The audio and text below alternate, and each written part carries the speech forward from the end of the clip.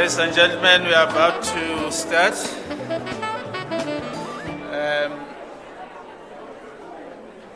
May we be seated. See, I'm told that you have to join us together with the chair, Mr. Hindle. Please come join our DG. May I also request the representative from the other seaters, from FACET, FoodBev, FP&M, MERSITA, as well as MICT SITA, to be seated here in front. Those representatives, please.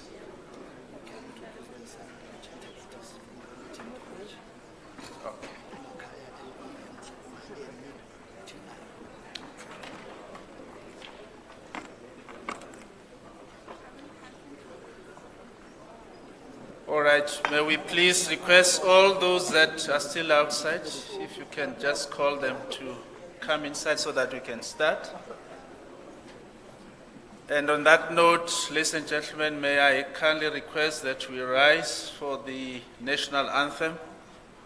I am being assisted on this program by our language or sign language interpreters, Ms. Makaya, as well as Maema.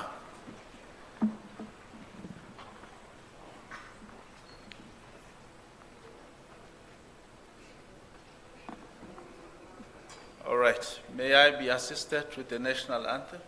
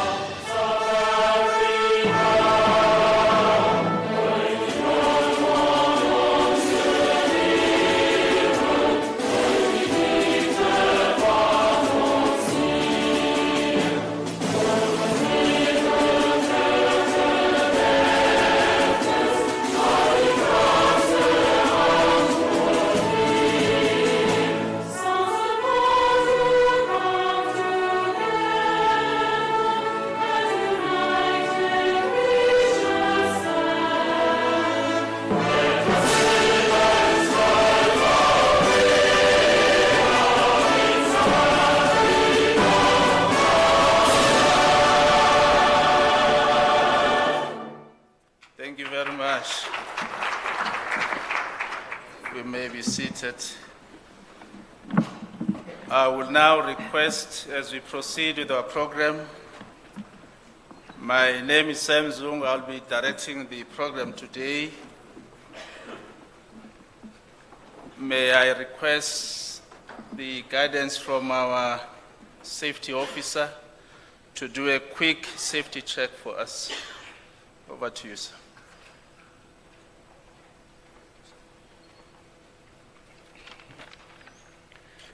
Distinguished guests, ladies and gentlemen, a warm welcome to the CSIR International Convention Center. I'm VP Pretoria, Safety and Setup Coordinator of the center. Before you proceed, I'm just going to give you a couple of health protocols as well as evacuation protocols of the center. Kindly make use of our hand sanitizer stations located within the venue as well as the communal areas as frequently as possible. Should you fall ill or require medical attention, kindly report to the reception area whereby a first aid facility will be made available to you as well as medics. In the unlikely event of an emergency, an alarm will sound throughout the building. Trained responders will give instructions on evacuation. Stay calm, take only belongings that you can carry. Walk in an orderly manner, do not run. Responders will lead you to the emergency exit, then to the assembly point. Restrooms are available throughout the building. Please look out for signage. As this is a public building, please do not leave your valuables unattended. Free wireless internet access is available throughout the building. Select free CSIR ICC on your device. No password is required. For assistance, please call on any of our staff members who will contact the technician to provide support. Thank you and enjoy your session. Thank you very much. We are now feeling very, very safe. We know where to go in case of emergencies.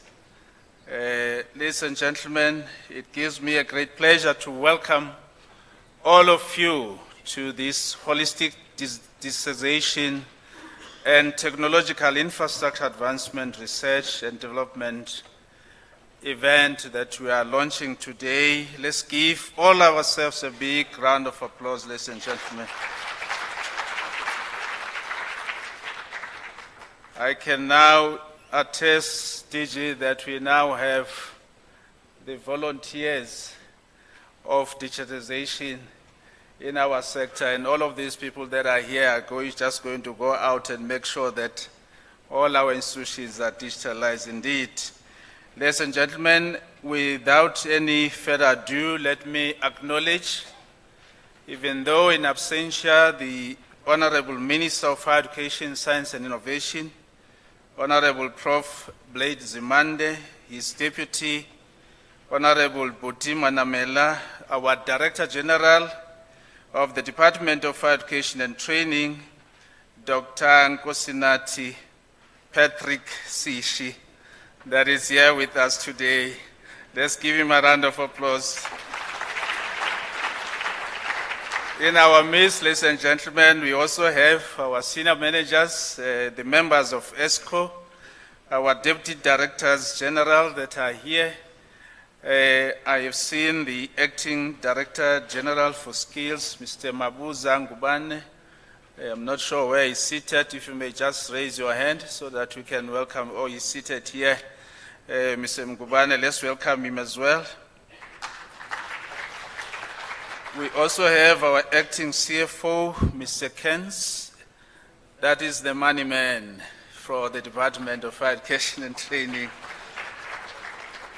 We also have our regional managers that are here with us this morning. We have the hosting regional manager, Mr. Mashele, Pule Mashele, for the Gauteng and Free State Province. Where is Mr. Mashele? Or is that side? Let's welcome him. We also have the regional manager for the Mpumalanga Northwest, Mr. Dr. Balkrishan. He's wearing a very nice suit, ladies and gentlemen. You see.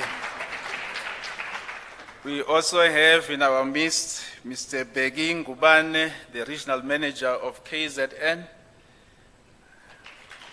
It's over there. Mr. Brian Madalane, regional manager for Northern Cape as well as Western Cape. It's easy to to identify him. I've never seen him wearing a jacket, but he's always wearing a tie. In our midst, we also have our newly appointed acting regional manager for the Eastern Cape, Mr. Richard Medire. I can't see him, but I think he's somewhere there. We also have Mr. Ramnyatse, the regional manager for Limpopo. I know that he is on leave, but let's also welcome him in absentia. In our midst, ladies and gentlemen, let me also take this opportunity to welcome the chairperson of DIGITISATION, which is the lead sitter in this program, Mr. Duncan Hindley, of which we all know him as our former DG. Let's welcome Mr. Duncan Hindley. He is also accompanied by the CEO, and also let me welcome all the other chairpersons of the other sitters that are here. Let's welcome all of them, ladies and gentlemen, together with the other board members that are here. The Chief Executive Officer of DIGITISATION, Ms. Sinxesi, I think she's the most popular one here. Let's welcome her with a big round of applause for her. Together with the other CEOs that are with us here in this, I've seen the CEO of DIGITISATION that is also seated here, and the other CEOs that are part of this august occasion. The chairpersons of college councils, together with the other council members, all the colleagues from the Office of the Minister, industry partners that are here, the CEO of the QCTO, Mr. Vijay Naidu, the regional managers, as I've already acknowledged them, the college principals and deputy principals that are here, the leadership of SABCO, led by today the DSG, the Deputy Secretary General, Mr. Ngebo. I think it's here. Where is Mr. Ngobo? Oh, he's here. Let's give him a round of applause, ladies and gentlemen. Together with the CEO of SABCO, Neo Matsena, I think she's also here. I don't see her, but let's welcome her as well. The representatives from the Office of the Prim of Gauteng. I think I saw someone from the Gauteng department. Oh, she is here, ladies and gentlemen. Let's welcome her. The leadership of SAVETSA that is here, organized labor as well as organized business, the TVET and the CT college staff members that are here, the universities that are represented today as our partners, the students and the other student leaders that are here, the exhibitors that are here, together with the media representatives. All of you, ladies and gentlemen, welcome to this august occasion. May you give yourselves another big round of applause. Before we proceed with this very important event, let me just share some few remarks before we proceed with our event this morning. In the global economy, as we continue to move into the fourth industrial revolution, there will be more and more of an important role for the TVET sector, for recessions as well, and there is a growing consensus that without an appropriate dose of vocational training, the economies of even the most developed nations are bound to suffer in a very hard times. And this is not just a developed nation's problem, since vocational education is needed in all the emerging economies of the world. TVET has historically been seen as an education that equips students with knowledge of a particular trade or a profession and then prepares them for immediate work in that field. It is the type of education where on the job you can usually tell whether someone has been through it or not. The preparatory nature of the education is supposed to be evident in the performance of the person who's been through it. And it is this last day performance that should be manifest to the person doing the hiring. But the nature of work and therefore hiring has been changing, making TVET education adapt to overcate many occupational domains. The improvements we are making aren't just nice, they are crucial. They are the way we can serve the intersection of technology and the multi-trillion-dollar economy that encompasses healthcare services, national security, as well as energy, amongst other key areas. In this workforce space, we need individuals who can not only understand technology, but also evaluate its effect on human outcomes. And we need workers who can innovate. We know that we have got to foster a get-it-done mindset and a deep commitment to following up.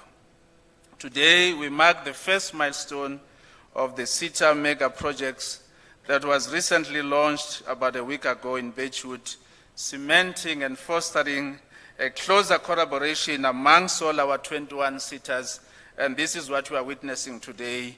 And thank you to the CSIRs, the CSIR boards, the CSIR CEOs, for making this firm commitment in supporting our TVET colleges as well as our CET colleges. Let's give them a big round of applause, ladies and gentlemen. On that note, let me then call upon our next speaker, the chairperson of the lead CSIR, which is the ETDP CSIR. They call it the mother of all CSIRs, and I'm sure that the chairperson will explain why they say so.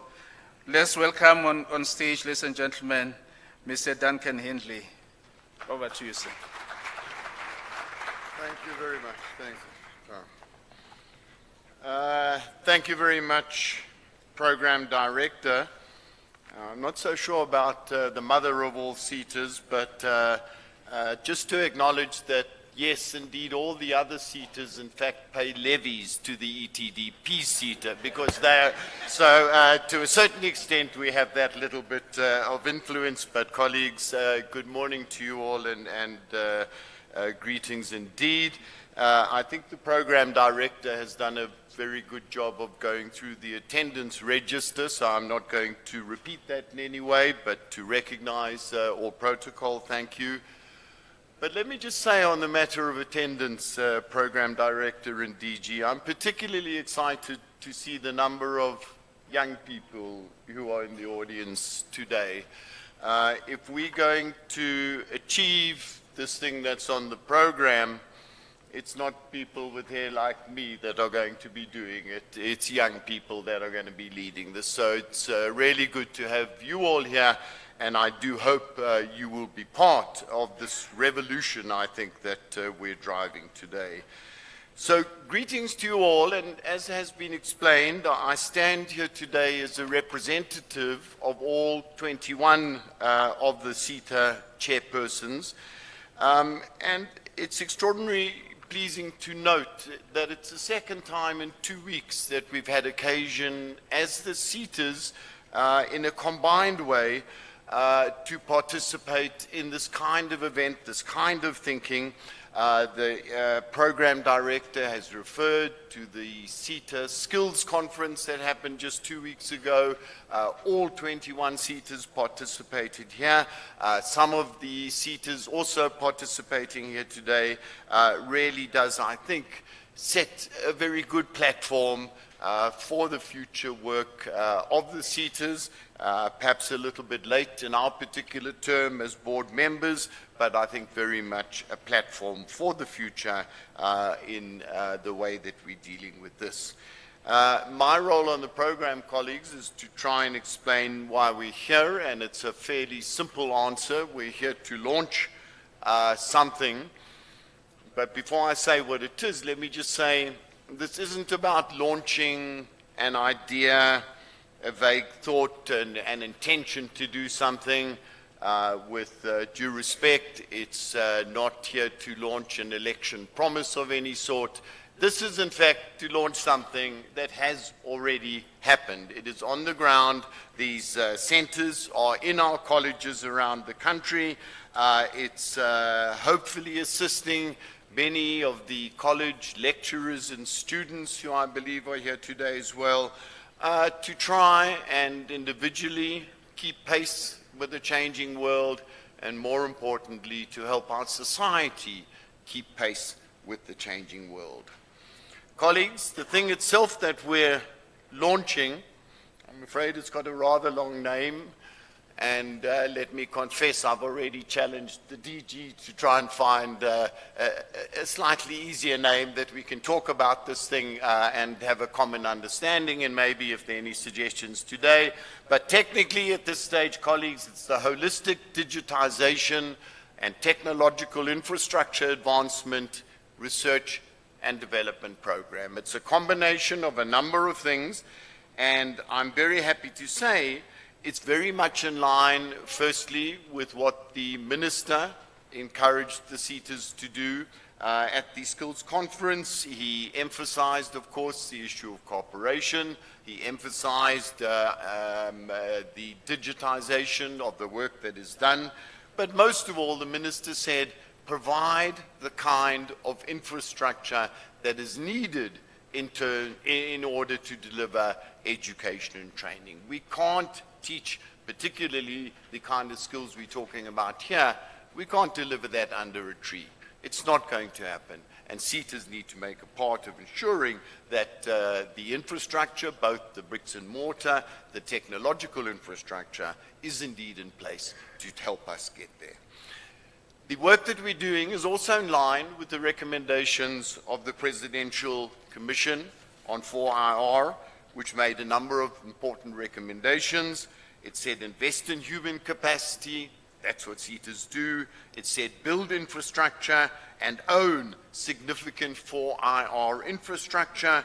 It said create platforms for citizen participation, and most of all, prioritize the coordination of the various components and systems within the skills ecosystem to a configuration which is fit for purpose for the skills demands of the 4IR.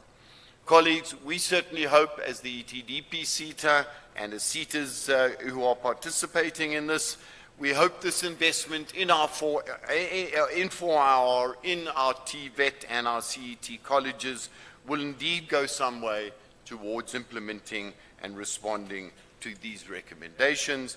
I hope you get a good understanding today of what this is all about, and really it's our delight to have you join us today in this launch of something that ultimately is going to be of benefit to our country. Thank you very much. Thank you. Let's give Mr. Hindley another big round of applause, ladies and gentlemen. I will assist Mr. Hindley in terms of shortening. We are dealing with the digital transformation of the TVET and the CET sector. Oh, I thought I've done well. Ladies and gentlemen, I just omitted one very important person here in this house, and I think all colleagues will want to see him because they always submit proposals and requests for funding. And our request is part of our ESCO, the Executive Officer of the National Skills Fund, Mr. Mabusela. If you may just please rise so that colleagues can see where their proposals are going. Mr. David Mabusela, ladies and gentlemen. We'll now move to the next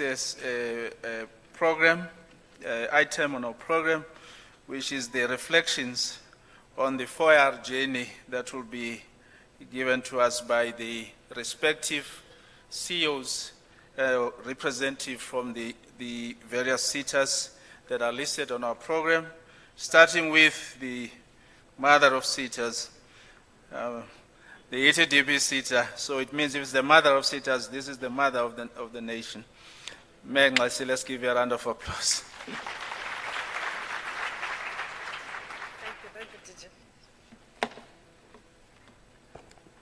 Thank you very much to you, DDG Zungu, as the program director for today. Let me first acknowledge the minister, Professor Nzimande, our minister, and the deputy minister, Honorable Butima Namela, in absentia, both of them. I know that they are with us and they have given us the support that we need. DG, thank you very much all the time for being there, guiding us and giving that leadership. To all the chairpersons of the SITAs, the CEOs of all SITAs, the board members, the Department of Higher Education and Training, Science and Innovation, as well as all other departments that are here, to all our constituencies, our stakeholders, our beneficiaries of the programs, thanks very much and a very good morning. Given the time constraints, I would just say that also protocol observed. But let me not forget that to the organizing team, we much appreciate for the work that has been done. I know that vote of thanks will come later. As we are providing a synopsis and overview of the journey that we have taken to be here today, this will be just a perspective from ETDP SITA, but we had agreed as SITAs as we emerged from our summit that we will together work, we will continue to working together. Initially, this was going to be a launch of ETDP SITA, but we agreed that there is no time for silo mentality. Let us all move together in this fashion. And there is no domination of other, but we are partners in this and taking forward all the resolutions of the summit that we had in the last few weeks.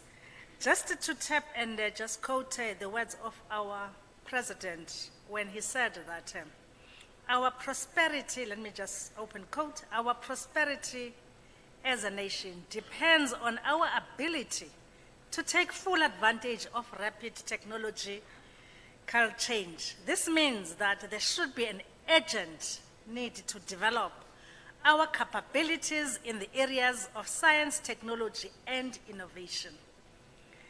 And therefore, we need to establish these digital capabilities as a country and making sure that our society is able to seize the opportunities and manage the challenges of rapid advances in information and communication technology. The drive towards the digital transformation and 4IR should ensure that as the citizens were able to compete globally and ensure efficiency and effectiveness. That's what we have been assigned to do as a country, and we're pledging and continuing to do so. Just to give a little bit of a synopsis of ETDP SITA, I won't go into a long kind of road, but I remember that in 2012, as we were developing our strategic plans and business plans, at the time we used to do business plans, 5-year business plans before we got to the terminology of strategic plans. We agreed as a team of senior managers that let us have a program where we would say that we will build the capacity and capabilities of the TVET sector to compete globally, nationally, and locally. And at that time, we didn't realize that we'll be here today. And I want to salute the team that I work with for ensuring that we come to this realization today. When the Minister of Higher Education and Training, Professor Nzimande, assumed duties of being the executive authority in higher education and training, we were asked to adopt colleges and make sure that SITAs are in the TVET colleges. As the ETDP SITA, we operationalized the mandate in a very different, but very kind of a sustainable manner compared to other SITAs, I must say so. They opened these offices and they became post offices, unfortunately, most of them. ETDP SITA indicated that we shall have programs in all TVET colleges. But will adopt as babies, Ikhala TVET College, Vembe TVET College, and Umkungundlovu. And in 2016, we started with the RPL process at Umkungundlovu, where all ECD practitioners that were not qualified, we ensured that each and everyone is having a computer and set up a computer lab. That was the beginning of the technological infrastructure that we did in 2016 at Umkungundlovu TVET College. And unfortunately, DDG, when I go to the college, the center is still there. The computers are becoming obsolete. It's called Center for DIGITISATION, Computer Lab Center for RPL. Please let us use the technology infrastructure that has been provided there. And then we decided that we have to set up 4 IR centers of excellence. And in these 4 IR centers of excellence, we started with the 3 TVET colleges, Umkungundlovu TVET College, Ikhala TVET College, and Vembe. And I think all of us would want to see a TVET institution being a real TVET institution, and not just a school or a glorified kind of a high school. And then we also decided, with the support of our board, that is, I must say that our board, all of them are very supportive. We had extended the 3 TVET colleges and worked with the Department of Higher Education and Training. And now I can say safely that today is not just a lip service kind of a launch. We have seen these 4 IR, 5 IR centers of excellence in action. There's a movement we're having in Eastern Cape, Ikhala TVET College, Free State, Goldfields TVET College, in Gauteng, Western College, KwaZulu-Natal, Umkungundlovu TVET College, Limpopo, Lephalale TVET College. Again, we have also Vembe in Limpopo, Ehlanzeni TVET College, Vusalela, Northwest, Northern Cape Rural, in Northern Cape, and West Coast in Western Cape. Those were the 10 centers of 4 IR, with infrastructure, with training and development, not only for the TVET colleges, but for the communities at large, and for the benefit of our students that are in these colleges and outside the colleges.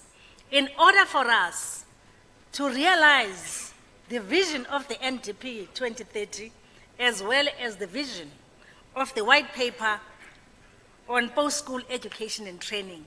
That is the work that has been done in ensuring that these colleges are set up not only as things that are put there, but as the tools for learning and development. We further acknowledge that there is a need for other TVET colleges.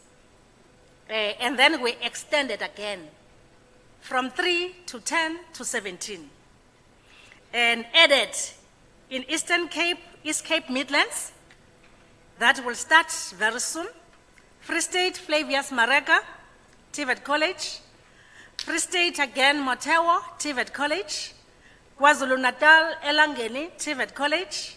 Limpopo again, the third one, Litaba, TVET College. Mpumalanga, Ngangala, TVET College. Western Cape again, South Cape, TVET College. That makes the 17 TVET colleges. And in the next 3 years, we will expand to 25 TVET colleges. And in the next 5 years, to all 50 colleges, because all sitters are getting involved in terms of that. So it's no longer going to be DIGITISATION. All of us, all the TVET colleges, we have gone more than that. In all these 9 CET colleges, as DIGITISATION, we started to digitize the teaching and learning platforms. We are no longer going to be worried about infrastructure in community education colleges. But as part of this program, we're talking holistic digitization. That's what we have done in the CET DDG. And now there's training of the lecturers at CET colleges. We have also started with universities in terms of digital transformation in all of the 26 public higher education institutions, our universities, because we are saying that when we have digitized, when we have transformed into the digital space, when we are able to remove a lot of the paperwork that is happening in our institutions, we shall all benefit at the end of the day. And therefore, they will say in the struggle continues for the transformation agenda in our country in order to benefit the young people that we're having today. And this does not end there in terms of the TVET colleges, in terms of the CET, in terms of universities and private AGIs. But we are embarking on a number of digital skills for entrepreneurship development for all our young people. And it does create a bigger kind of a scope for all of us to ensure that there is impactful programs on the ground. As we embark on that digital, DIGITISATION has taken about 3,000 unemployed young people for digital kind of skills to become entrepreneurs of the future. That is also going a long way. And with each kind of training that is happening, in addition to the stipend, we provide a technologically advanced laptop that even after the training, you continue having a laptop. That is the road all of us are going to ensure in our country for the benefit of young people and deal with the issues of unemployment and unemployability in the country. If we had time, we would go and talk to other programs on other programs that we're having, but because of the time, we just want to give this, and we really appreciate the working relationships that we're having together as CITES and as with the department in getting this. We are also venturing in the space of the technical high schools within DBE so that at the end of the day, we all go together. Together, we shall achieve more. Thank you very much.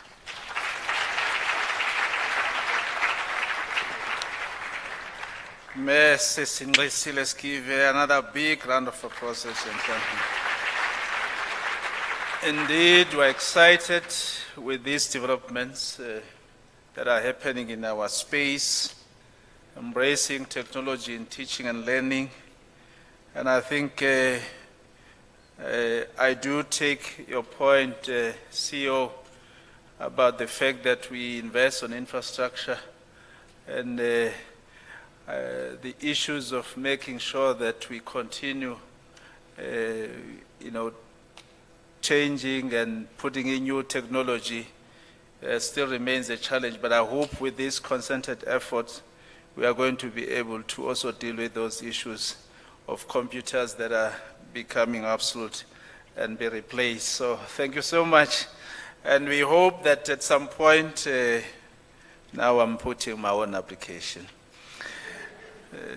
that somewhere, somehow we'll be able to develop like what the Chinese did some 20 or 30 years ago, and I think that's why they are where they are now, that we develop a proper ICT competency framework, particularly for our lecturing staff, because they are the ones who are imparting the knowledge to our younger generation. So hopefully we will reach a point where as a department and as a government, we are able to set up that framework that will guide us in terms of the various interventions that we are putting together as a nation to say by this time there should be no lecturer or any TVET staff that is not able to set up the lessons using their computers, that there should be no one that is unable to join a meeting on Zoom or Teams, because those things happened during COVID. And then we saw some funny stuff when people were, I won't go there. Let me now call upon the next speaker, the representative from Facet, Magabongwe Siziba, if you may, please. Let's give him a round of applause. As he says. Thank you, Program Director, and good morning to our distinguished guests. Program Director, you've set the protocol so well that I don't have to mention so many people because I'll be then taking your task. I just want to first apologize for our CEO, Ms. Ayanda Mafuleka, who is in KZN, attending a graduation ceremony. She wanted to be here, but we are here to represent Facet. I'm not sure, Program Director, because the mother of all sitters has spoken. I don't know what a child can do to the task that she had. So I would say that we are in agreement with the narrative as the children. Or when the mother has spoken, we can't say anything else there. But I think it suffices to just mention some few numbers in terms of our contribution as Facet in the journey that has started some time ago, a journey that is continuing, and a journey that will always continue as we contribute towards the achievement of our 4-year goal. I want to mention that as Facet, we have rolled out across the country ICT hubs that included all 50 public TVETs, 9 city colleges, and also we've established 5 skill centers across the country. I think what pleases us as Facet in this contribution is that we've been receiving feedback from the beneficiaries of these ICT hubs, and it's very nice to see and hear the impact coming from the service beneficiaries. In fact, others are writing to us requesting some extensions in terms of the hubs that we're establishing. With the budgets that we have, of course, there's certain numbers that we can roll out, but it's very beneficial to see that we are impacting their lives now. And some of the feedback we're getting from other beneficiaries is that these hubs are not only benefiting the students in these colleges, but they've extended the reach to the communities, and they have plans in place to partner with us as Facet so that we can restructure our program to benefit beyond just learners who are part of the programs. We also partnered with the Development Bank of Southern Africa, DBSA, through our district development model engagement. We are implementing a vendor certification training program which is intended to train and certify 50 beneficiaries annually over a period of 3 years. The intention here is for the beneficiary to participate in the project. We want them to be certified at the end in ICT industry so that they can enhance the chances of employability and also address the deficit that we are aware of in terms of digital skills. And here we're targeting particularly Joe Gabi and Sarah Batman region, because I said we are using the district development model, so we are zooming in into that region. And thirdly, we are also implementing a SACA-accredited gamifying financial literacy program. Here we are partnering with the South African Institute of Taxation. This particular program is targeting 200 learners, covering 4 provinces. We are available in Free State, Gauteng, Northwest, and Northern Cape. So we've got the reach across 4 provinces, and each province is allocated 50 learners. So we're looking forward to see the benefits and also the results of these contributions that we do as Facet. We know that our contribution it will never be enough as Facet alone. So we're looking at other collaboration agreements with other sitters and other players in 4IR so that we can expand our reach as Facet. Without saying a lot, because the mother has spoken, this is our contribution, and thank you very much for the... Facet. Let's give him another big round of applause.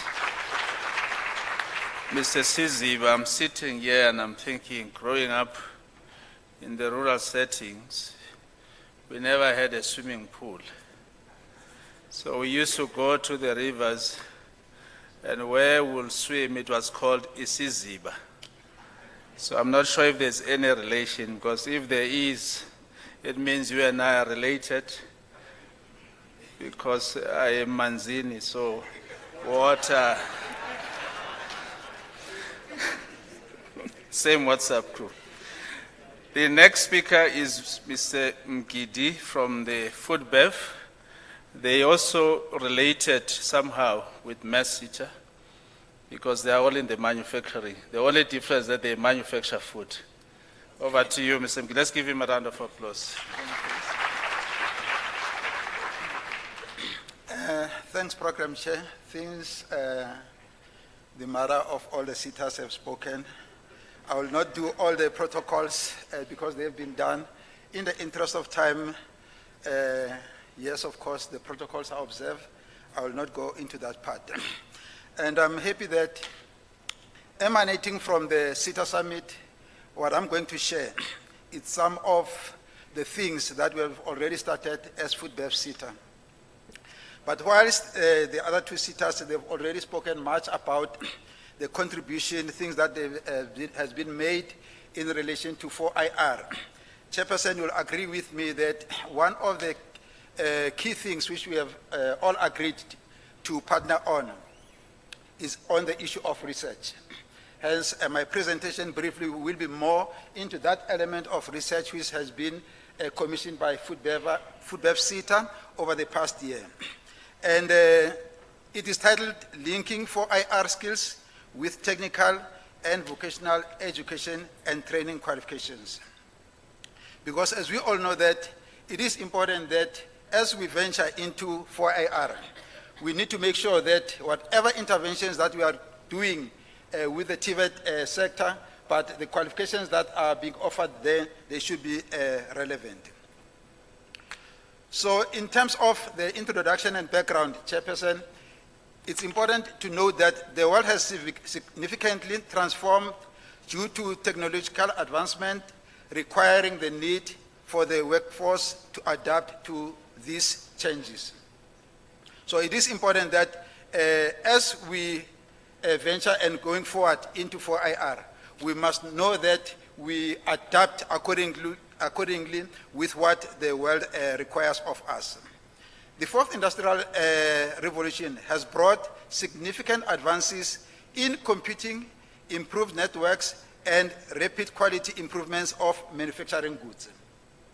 So not only manufacturing goods in the manufacturing sector, like the chairperson has indicated, but also within the MERSITA, because the context is just the same. So the manufacturing sector, particularly in food and beverage manufacturing, needs digital skills. This is one thing that we have realized that as a CETA that we do need the digital skills for our sector. But more so, the labor force is not adequately equipped with skills leading to fear and resistance to adapting to new technologies. So always when you think of these changes, there's always some fears which we've got. But technical and vocational education and training, that is the TVET colleges, institutions, have the potential, Chairperson, to help to address these issues. And now the study that we have conducted as FoodBev sector, it aims to identify the digital skills that the sector may need and how the TVET sector can offer them. So the rationale behind this study was for FoodBev sector to require for future labor market entrants to possess technical or technological skills and to adapt to the changing nature of the world. And there's little to no evidence of the extent of technological adoption in the sector, and it remains paramount that the country's labor force is in a position to adapt to any change. And Chairperson, for that matter, the PSET sector can prepare the workforce for the future developments, starting with entrance in the labor market. And the TVET sector, as the initial higher education institution, can enhance technological skills and offer short courses in the future. The aim of this study was to identify what digital skills can be identified for the sector that can be linked to the TVET sector qualifications.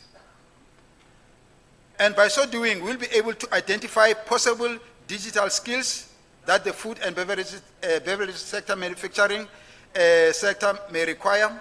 And secondly, to identify which digital skills can be linked with specific TVET qualifications.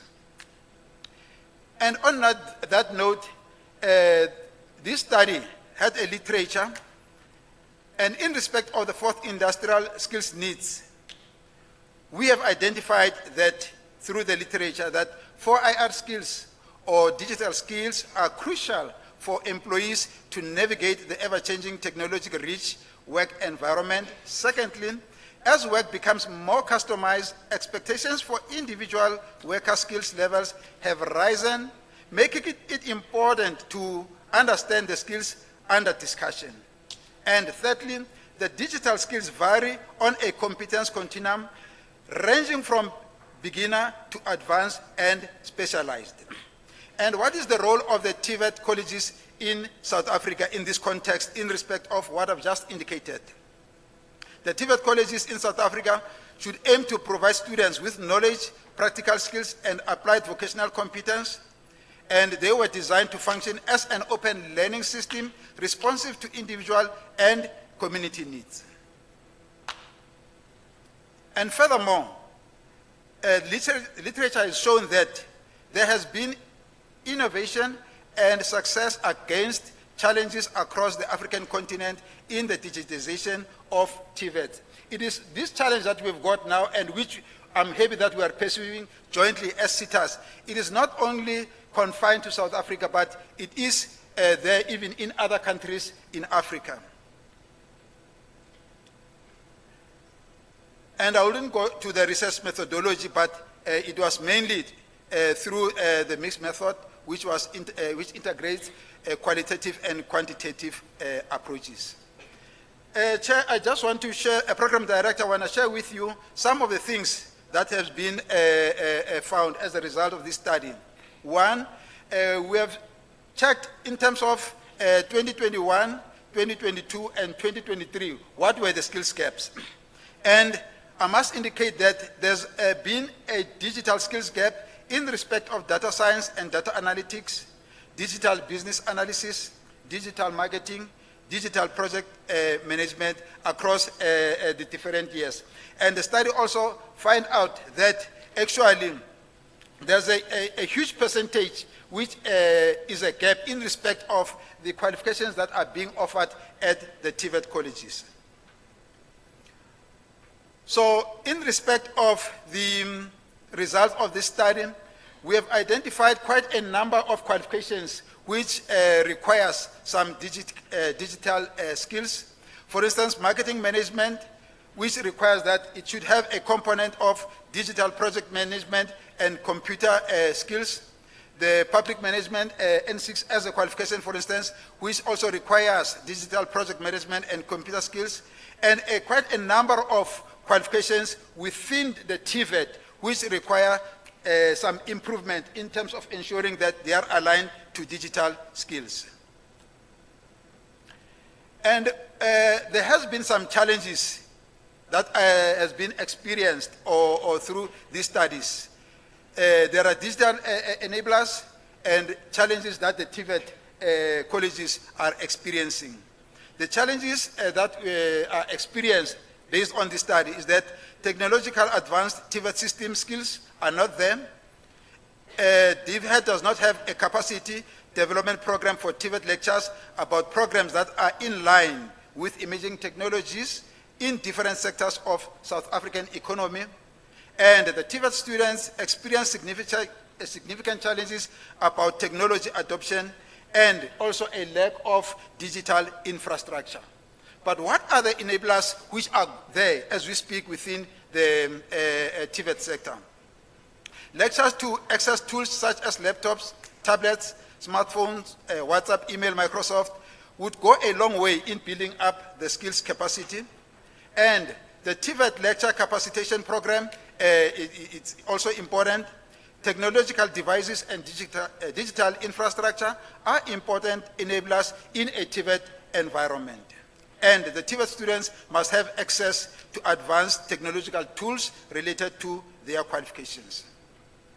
In conclusion, Chairperson, we need to upskill and reskill our TVET sector. Enhancement of training and reskilling and upskilling to ensure workers are adapted to rapidly changing skills needs in their jobs has become important. Fourth industrial revolution in bringing unprecedented changes to the world of work within the manufacturing sector.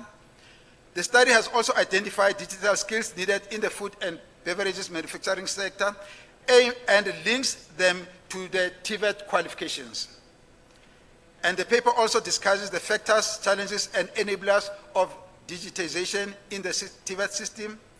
And the skills cluster identified in the paper has also indicated an increased need for digital skills in the sector. And in conclusion, it is recommended that as the SITAs, we need to make sure that the programs that we are offering and providing support for the TVET institutions, we should have a relook at them. For instance, as FoodBev SITA, we do have a program on lecture development, but we need to check that we should not only offer lecture programs that maybe add to our targets, but they should be impactful. So some of these programs, as SITAs jointly, we need to look at them to say, do they really add value? To what extent that they will be bring about an impact into the TVET sector? And the other thing, just to emphasizing, obviously emanating from the SITA summit, is that as SITAs, we should partner with stakeholders to invest in a digitization project with a TVET or a TVET within the TVET space, based on digital needs assessment. And this we can only do a program director if we work as a collective between the different SITAs. And just to highlight, because this was more based on the research which we have conducted, which I think it's important from our SITA summit, because this will serve as a stepping stone in terms of what we are doing as SITAs. But as FoodBev SITA, we have also started to embark on different 4IR partnerships with different TVET colleges, Southwest Gauteng colleges, as well as Central Johannesburg colleges. But amongst the other things, the purpose of those partnerships are to address the development and transformation imperatives of youth unemployment by providing unemployment graduates with access to skills development and self-reliance job opportunities within the IT space. And it also aims to upskill and capacitate unemployed graduates from TVET College on an IT learnerships. And this is done through a formal accredited qualification blended with a work readiness and mentorship program post the completion of the qualification. And there are some of the details that relates to what we are doing in terms of the programs. I wouldn't go into those, but I felt that one should take a different route in terms of making the reflection in terms of the research that we have started to conduct as FoodBev SITA. I thank you, Program Director.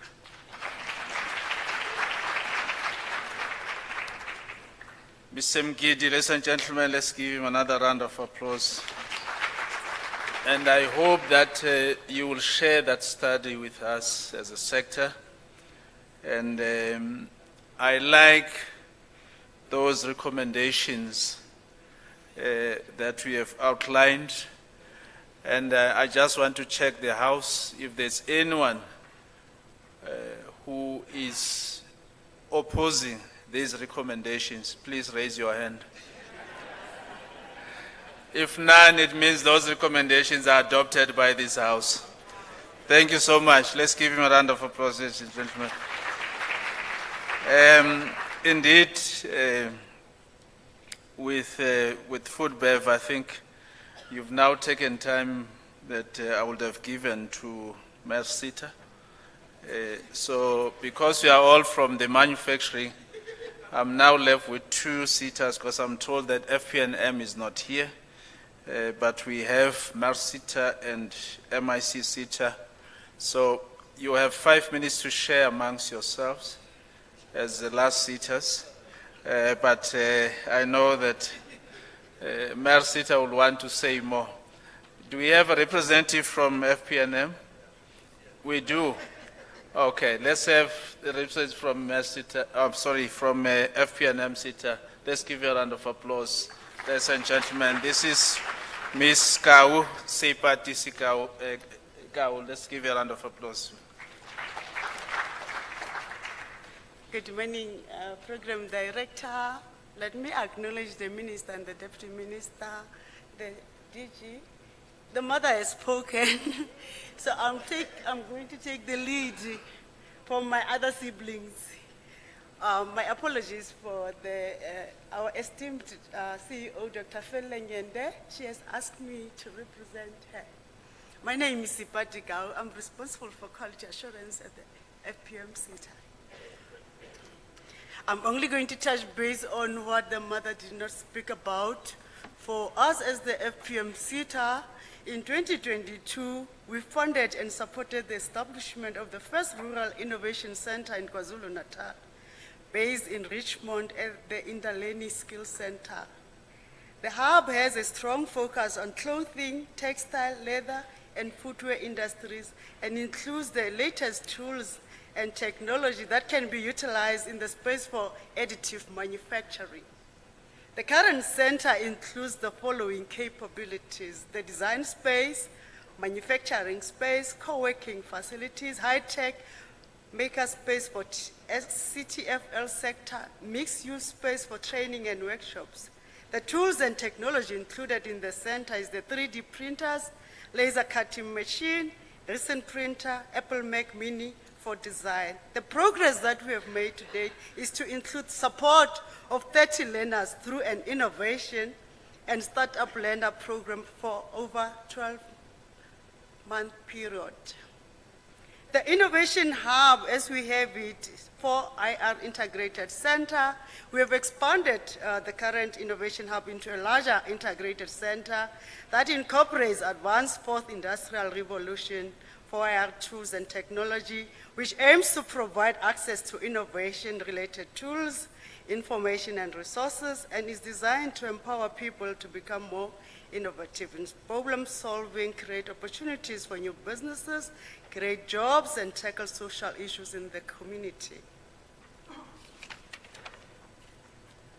The expansion of the Innovation Hub to incorporate a Green 4IR integrated center included the following stages, where we had the design work, refurbishment, and the layout of existing premises, research into and procurement of necessary relevant 4IR technologies, procurement of relevant tech equipment, furniture, and upliftment. The Indaleni TVET College Computer Lab expansion program, we introduced computer labs which can provide both short-term and long-term benefits, such as access to cutting-edge technologies and international STEM learning standards, which ultimately improve the quality of education in rural communities, which can lead to producing quality learners and exposure to up-to-date skills relevant to make them competitive in the job market and contribute to economic development. The funding support is fully aligned to the transformational imperatives of the National Skills Development Plan, the vision for the National Development Plan 2030 to encourage better access to skills development opportunities, ERRP, and 4IR, and digitization with a directive towards empowerment, transformation of rural development, more especially for the unemployed youth. We have spent almost 2 million for this project. I thank you. Ms. Kau, ladies and gentlemen, let's give you a round of applause. I wanted to whisper to her that you don't know the power that you have today. The CEO of FPNM is the chair of the CETA CEOs Forum. So we are the CEO of the CEOs today. I know you acknowledged the mother of CETAs, but there is the CEO of CEOs. So that's what we are wearing today. Maybe the CEO did not share with you. We will then move to the next item, ladies and gentlemen, the reflections from Marsita, Mr. Naftali Mokhutsane, who's here. Let's give him a round of applause, ladies and gentlemen.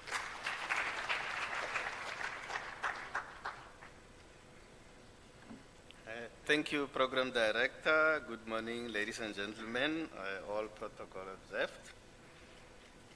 Today marks a very momentous occasion. You know, we as CETAs have been operating in silos, especially in the support of TVET colleges in the 4IR. And I think from the CETA Skills Summit, we have learned that we can do more together. The MESITA has embarked on a couple of initiatives, especially with the original equipment manufacturer, Festo Didactic, whereby we are supporting 10 colleges. And we want to announce that we have completed 3 of the colleges, namely Maluti, Ekurhuleni East, and Waterberg. We are soon going to launch the next colleges across the country. And this partnership helps us to equip the workshops in TVET colleges with the relevant 4IR related tools and equipment, so it can be utilized to upskill the TVET lecturers, the students, the community around the particular college. This initiative is a result of a very strategic partnership and a visionary collaboration that we have started, which will, it is aimed at yielding the results in the 4IR. We are looking at these centers becoming the hubs of innovation, therefore providing students, staff with a hands-on experience essential for thriving in the digital age. We will furthermore support the TVET colleges with the EON Knowledge Metaverse, which is a augmented and virtual reality platform that is aimed at enhancing education and training. We are committed to empowering TVET colleges continually so that we can have the master trainers in 4IR skills at these particular colleges. We have also started a learning factories pilot with CSIR and the East Cape Midlands College. It is going a bit slow, but the aim of that partnership was to develop a framework of how we can support the TVET colleges with a learning factory concept, which is a practical approach to simulation of what happens in a manufacturing, in a controlled environment, in a particular workshop.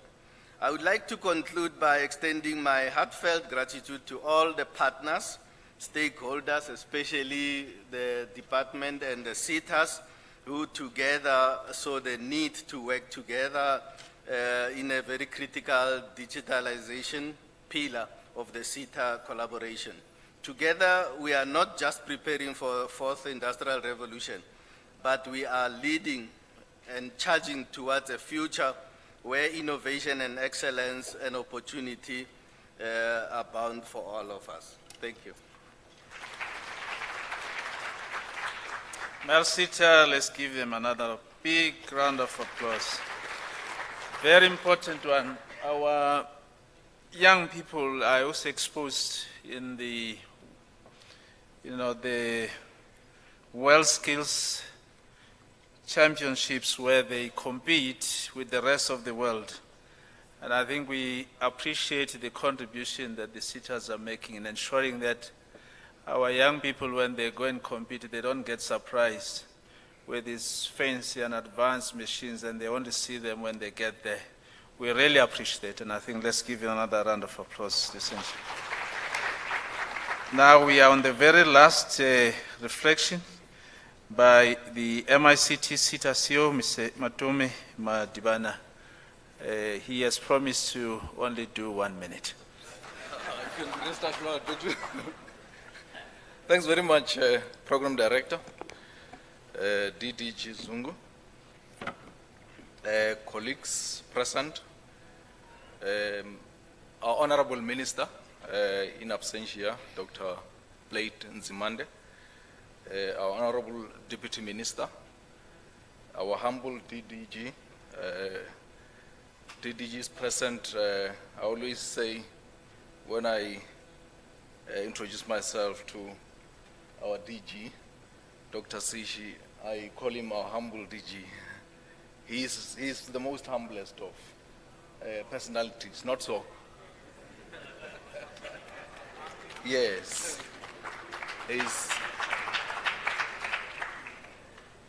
Our DDG is present. I saw two colleagues, CEOs. I saw Dr. Shiroba.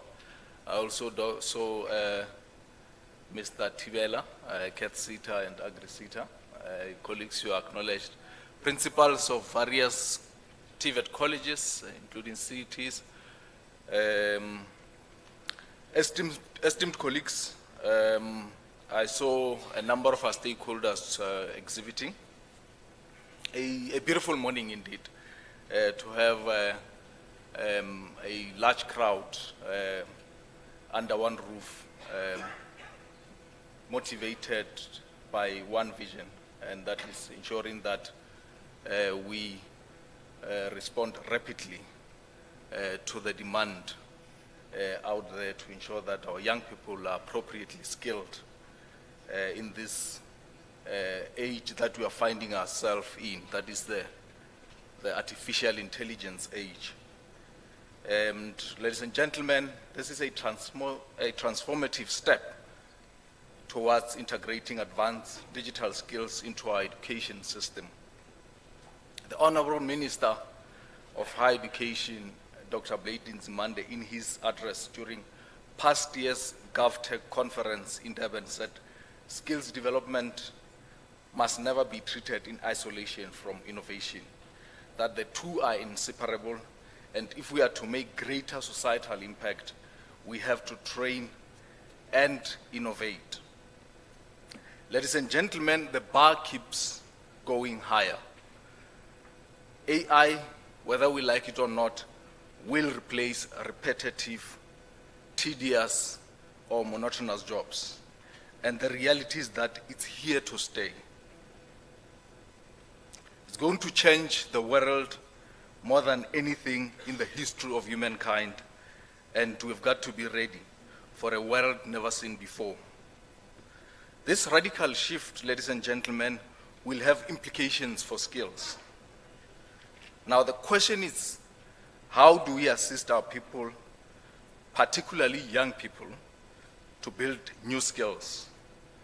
How do we mitigate and bring on board appropriate interventions and solutions to mitigate the risks? And further to that, how do we become rapid in our qualifications development techniques as CSIR through our collaborative partnership, obviously, with QCTO, because the pace at which these technologies come into the space are very high. Further to that, how do we teach our people to learn to work alongside machines to avoid obsolescence? Ladies and gentlemen, President Xi Jinping of China, in one of his famous address called technology, the sharp weapon of the modern state. We've seen what generative AI can do. We've seen deep fake videos, what they can do. The time you respond is already too late. The damage is done. And the question of how do we respond to those through some element of regulation here and there, such that we don't find ourselves reactive instead of being proactive to the technology that we are facing. Of course, there's a lot of benefits that comes with these technologies that we should take advantage of. We saw the stats when the statistician general presented. We're not leveraging enough on digital economy, so we need to do a lot more when it comes to that front. We also saw, ladies and gentlemen, when Israel launched quadcopter drones against Palestine, the power that comes with technology, that it can be used for the good, it can also be abused and be used for the evil. In South Africa, where there are spikes on the road, we spike people when they're driving their cars, there's gender-based violence, we kill each other, particularly as the black nation. What are the chances that we are going to abuse these technologies and use drones to bomb each other as we walk along the street, as we drive our cars? What are the chances? And we need to upskill our people and reskill, but also continue to skill them so that they use it for the right reasons and avoid abuse of this technology. It can be abused, ladies and gentlemen. So the journey is very long, and the power comes with continuing to skill our young people so that they ensure that they add value out of it, and we reap the benefits instead of finding ourselves on the wrong side of technology. We've developed a system, SSM MICT SETA, the so-called integrated learner management system, collaboratively with TUT. It's currently sitting at 90%. All modules have been developed except for finance module. That's the final module that deals with issues of mandatory grants and discretionary grants. That's the power that comes with collaborative partnerships. This system, ladies and gentlemen, will automate and transform more than 75% of our business processes within the SETA space, and could also be value-adding to further digitize TVETs and CETs whilst ensuring improved integration of our systems, reducing in the process and possible elimination of double dipping, which is a big challenge in our space. In the process, enabling better tracking and tracing of movement within the PSET system.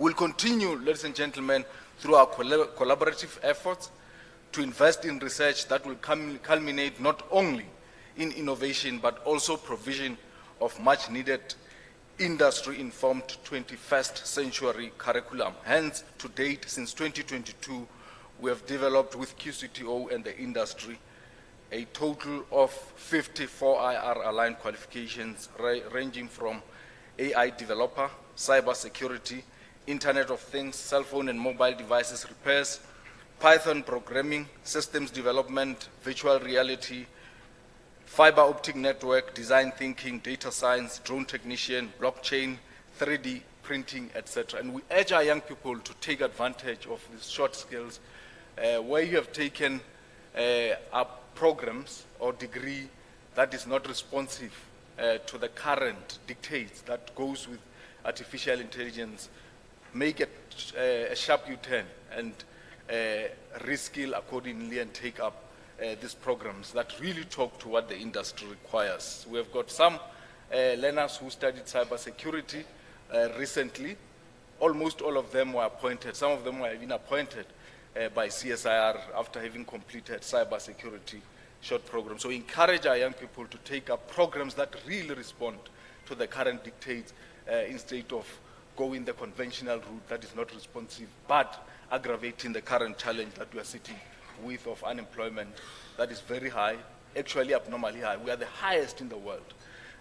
And we must always remember that and avoid taking the path of programs that are destructive. The kind of strategic collaborations, ladies and gentlemen, we have forged with varsities, CETAs, TVETs, CETs, and the industry focus not only on skills development, but also on driving innovative culture by training youth whilst leveraging on existing infrastructure, as alluded by colleagues, in the form of labs across various TVET colleges, obviously put together by other SETAs across the country. So we are not going to duplicate what they did.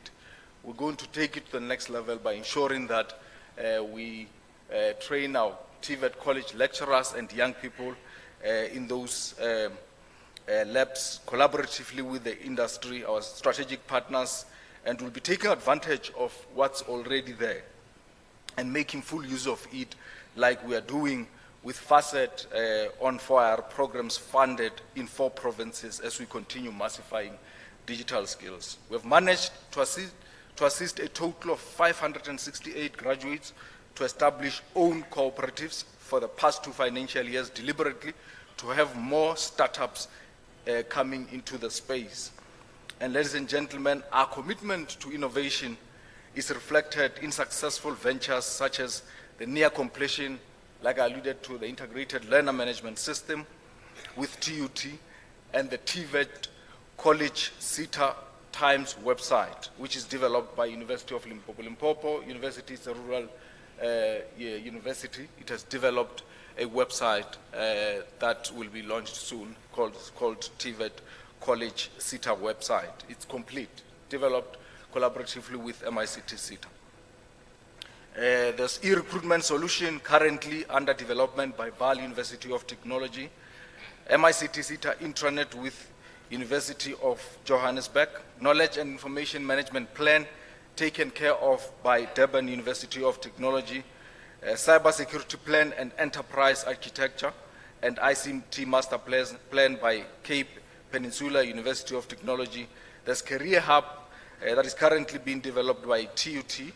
There's e-learning platform that is also developed by Tshwane University of Technology. There's also management information system, DSS, developed currently by University of KwaZulu-Natal. And there's also GIS, currently developed by Northwest University. These are solutions that are developed by various universities through their FOIA researchers, collaboratively with young people, as part of driving the agenda of innovation.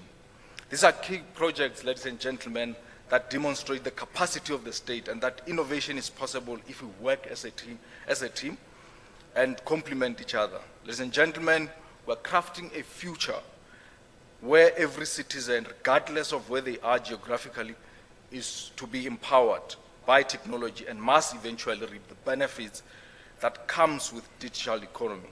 Of course, we must never understate the need to roll out much needed affordable fiber for broadened access to network such that all can reap the benefits really that comes with it. Companies must take a lead when it comes to fiber rollout, because government alone cannot afford to roll out fiber at the much needed pace, but also at affordable rate.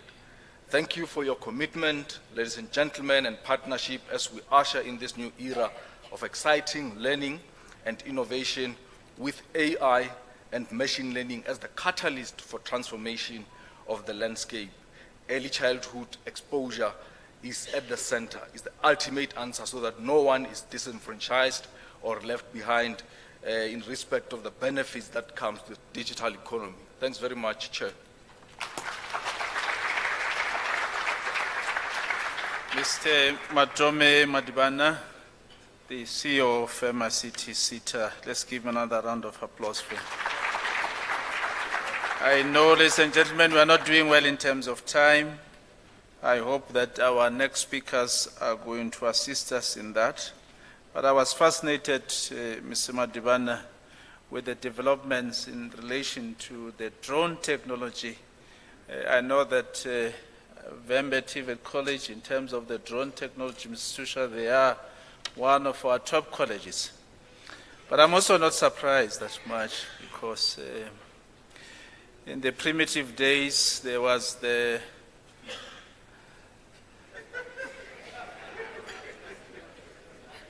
broom technology. So the broom technology has now been advanced to the drone technology in performing whatever that is needs to be performed. Let's give a round of applause to Limpopo. You are leading. Thank you. But I envy them, DG, because I also come from KZN. And there is the northern part of KZN. I just saw the principal that comes from that region, Mr. Dimba, or his deputy, Mr. Shana, says, yeah, there is that area called Umhlabialingan. And I think we must steal this technology from Limpopo to that area. Ladies and gentlemen, without any further ado, the next item is just a short clip, the FOIA video clip that will be played. I hope that they will shorten it so that we can be able to recover the time that we have lost.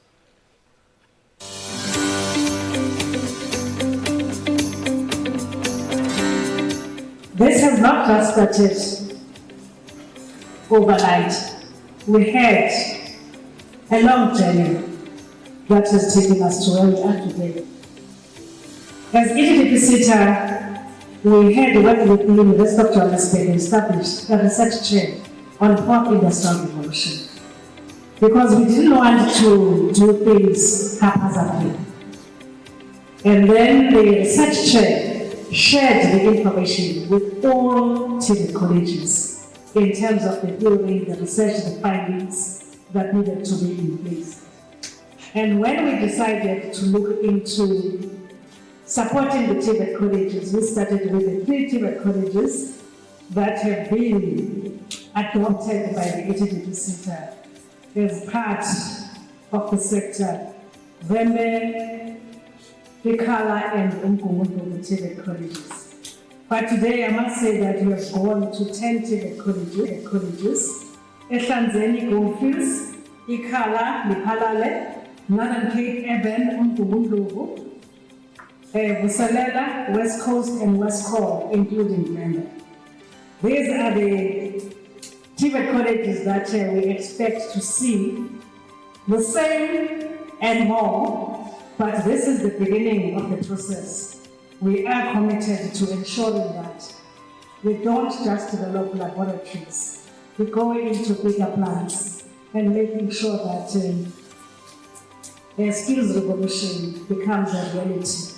And issues of fourth, fifth industrial revolution, we don't learn about, but those are the things that we see as we've done today.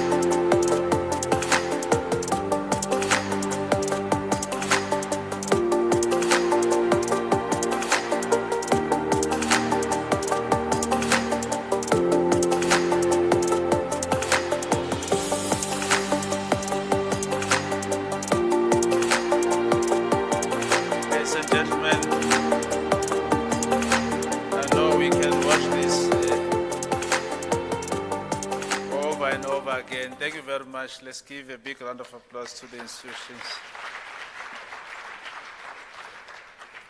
Now, the sad part about this is that people were already informed that you're going to be on TV. Now we are breaking that. I'm sure this video clip will be shared with all of us so that we can be able to have a true reflection on the work and the sterling work that has been done in these TVET colleges. Forward with TVET, forward. Phambili nge-TVET, phambili nazo-ke. We are now on the next item, ladies and gentlemen, and again want to acknowledge and appreciate the contribution by a number of stakeholders. Particularly, let me single out Vembe TVET College.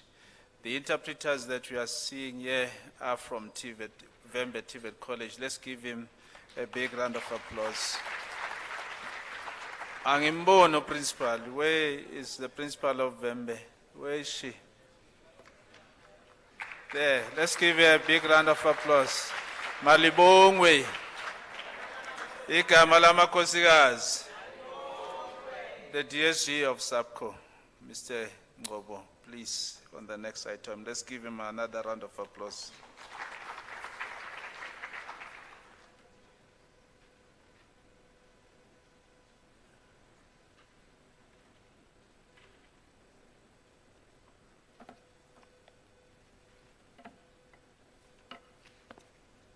Mr. Samuel Zamubushu Zungu, the program director, let me appreciate the honor you have granted me. On behalf of the South African Public College Organization, to deliver a message of appreciation from TVET colleges.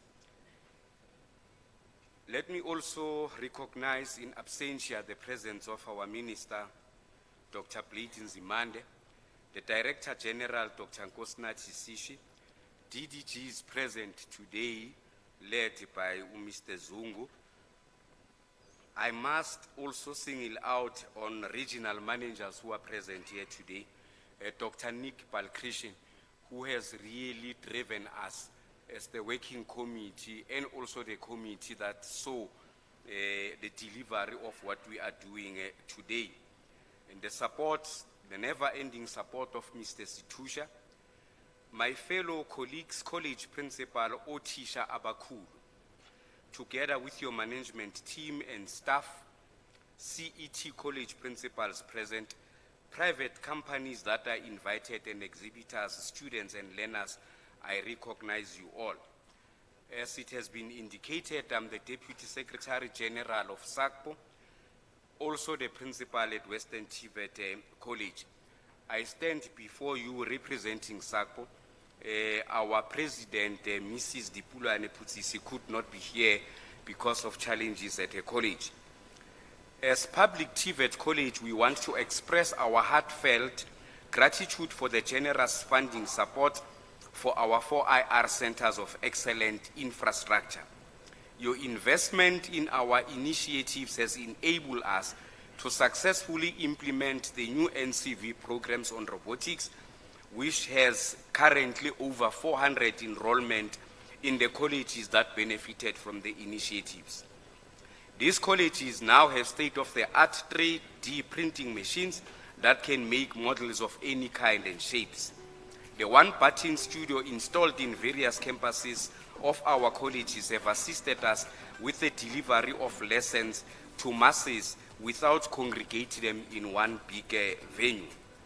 Communities around these colleges have also benefited from the centers by attending various ICT skills programs, collaboration that extends to even basic education like what is currently happening at Ehlanzeni and Vembe TVET College.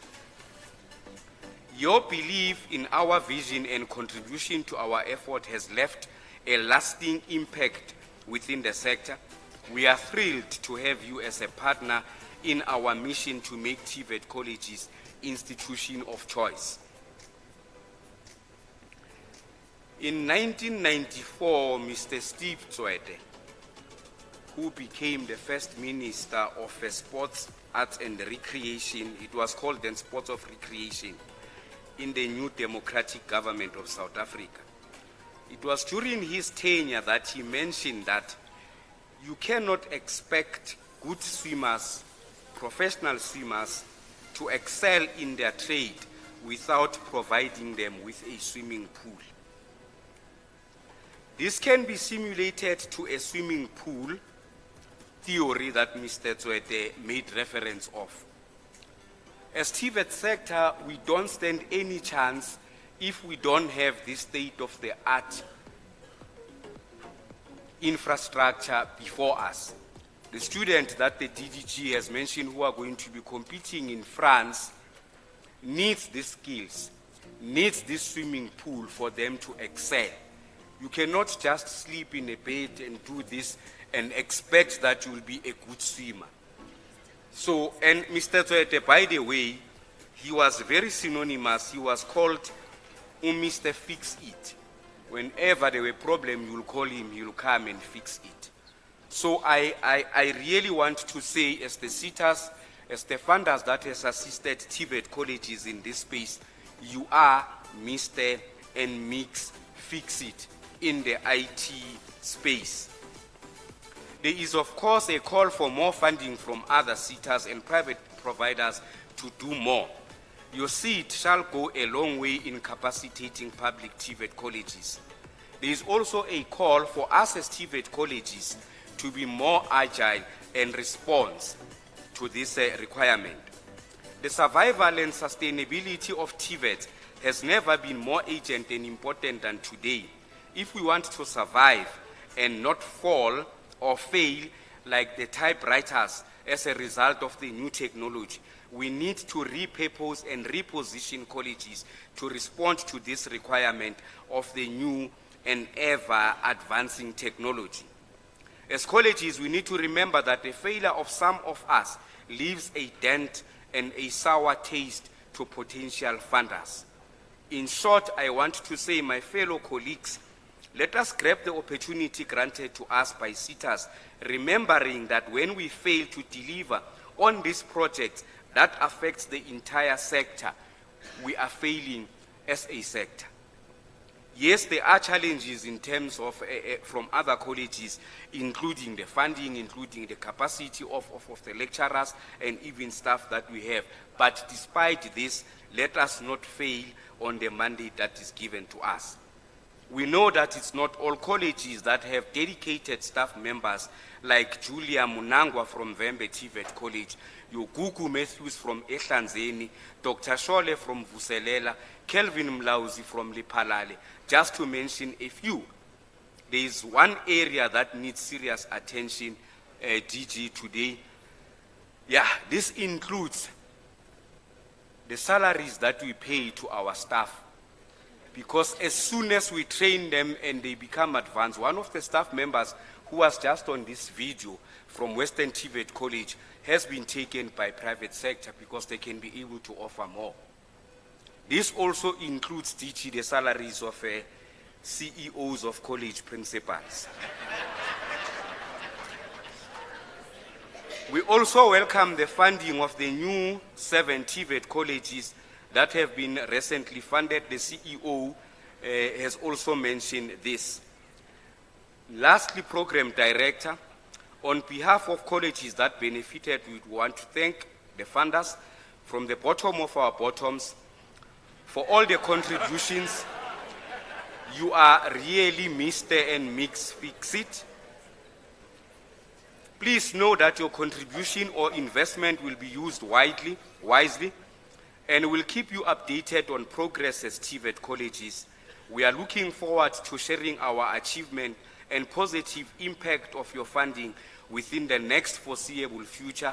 Once again, thank you to believe in us in advancing holistic digitalization and technology, infrastructure advancement, research and development. We are honored to have your support. I thank you. Ladies and gentlemen, the DSG of SAPCO, Mr. Tsepo Ngobo, let's give him another round of applause. I don't know whether the applause is for the swimming pool. The swimming pool, yeah, the swimming pool. The swimming pool.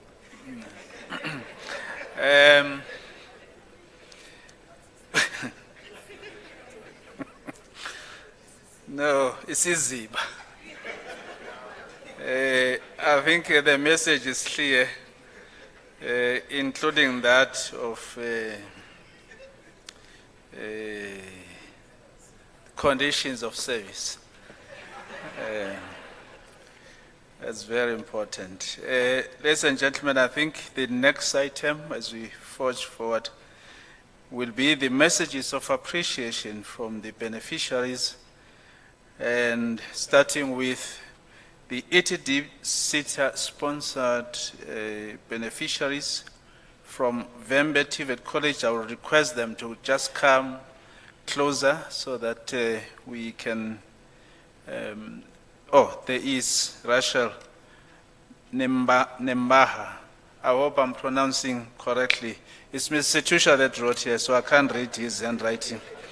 That will be followed by Ehlanzeni representative as well, Abba Manana, as well as the principal of Maluti TVET College, who will then be reflecting on the Mercita-sponsored beneficiaries.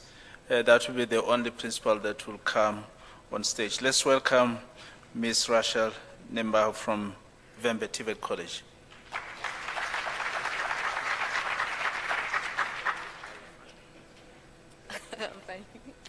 Thank you, Program Director. And greetings, ladies and gentlemen. All protocols observed. Thank you. Okay, I am Rachel from Vembe TVET College. And Vembe TVET College is situated in Limpopo, is next to Kruger National Park, just near the Zimbabwe border.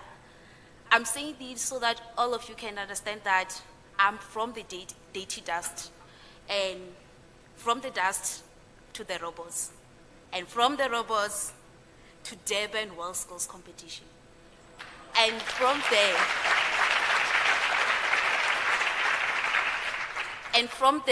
to coming back as the bronze medalist.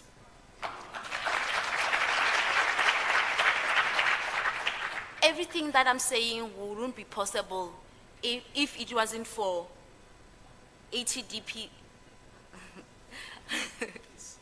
CSIR. With that, we thank you. I thank you. I'm standing here representing all the students from Vembe TVET College. We thank you for the 4IR lab that you brought to us. With your funding, we were able to have the industrial robots there. We were able to learn everything that happens with industrial robots. We were able to have the 3D printers. We were able to learn more about cybersecurity. We were able to learn about microbiometrics. And today we have pneumatics, all because of DIGITISATION. And of course, we are more in drones. So yeah, we thank you. We thank you for everything that you have done. And thank you for supporting our management. So, because without them, we wouldn't be here. Without them, I wouldn't be the medalist World Skills winner. Thank you for everything.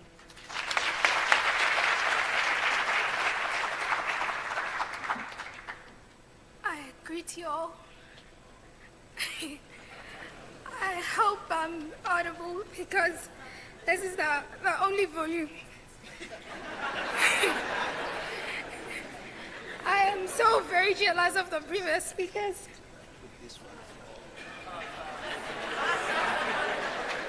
Yeah.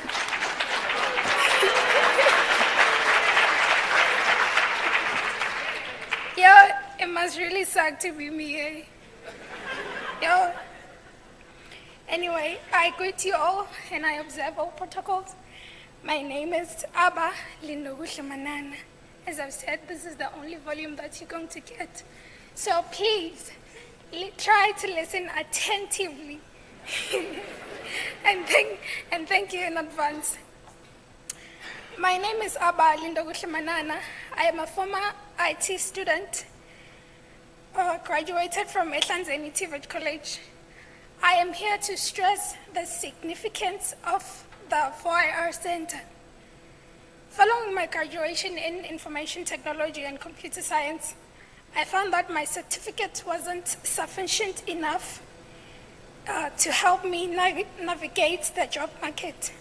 Thankfully, the 4IR Center at my campus provided me with invaluable digital skills through a learnership program.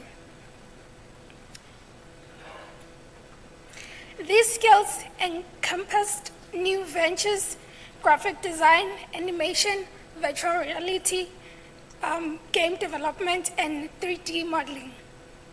Upon completing the learnership, I'm delighted to report that I am now able to apply these skills effectively. Furthermore, I am equipped to establish my own businesses utilizing these capabilities. But the journey didn't end there. The 4IR Center, in collaboration with Forge Academy and MICT CETA,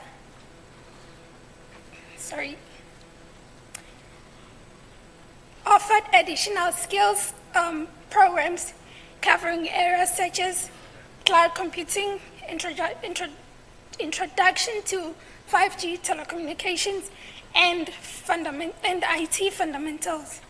I must say that I owe my acquisition of these skills entirely to the 4th Industrial Revolution Center. Thank you very much.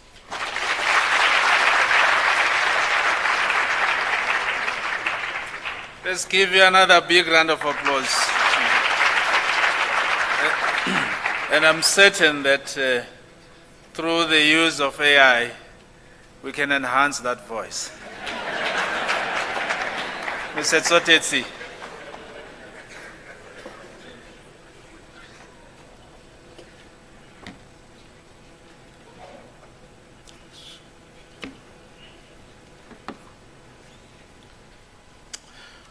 Program Director, let me observe the established protocols.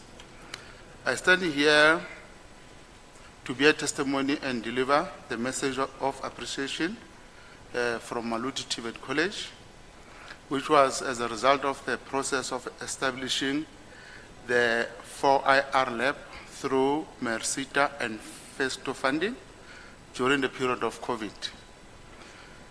Fast forward, we finalized the MOU of 3 stakeholders with the lead as MERSITA funding 50%, FESTO 25%, and Maluti TVET College 25% to contribute an amount just above 9 million rands.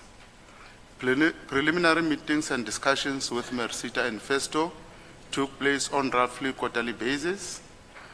This happened from start to finish, and Bontate Naftali Mkhotsane from MERSITA, Bontate David Sihlake, PJ Odendal and Treasure from FESTO. These were all the colleagues that we worked closely with during the implementation. The official launch took place on the 8th of December 2022, and the acting CEO then of MERSITA, Mengeti Sampande, and also Horst Weynet from FESTO, and also Ndate Marshall Pule from the region were there to launch the 4IR lab, and which also was the first launch that took place of MERSITA funded labs at the time, and then later others followed. The 4IR lab was and is named after Edwin Thabo Mofutsanyan, the political stalwart with vested interest in the human development through education, which is a similar name to Thabo Mofutsanyan District Municipality, where we are. Hence, it is named Thabo Mofutsanyan 4IR Lab. Some of the features in this lab is the 3D printing or additive manufacturing, is robotics, which is the robotic arm and the mobile robot, is the virtual learning environment, which is the CSIR and CSIR VR, and then the automation technology, which includes fluid power, sensor technology, digitalization, and PLC programming. Program Director, as part of the intended outcomes, there were awareness campaigns with the lecturers, with the support staff, with members of management, and also with the College Council. Currently, the college is offering programming and robotics level 2 to level 4, which has enriched the college PQMs.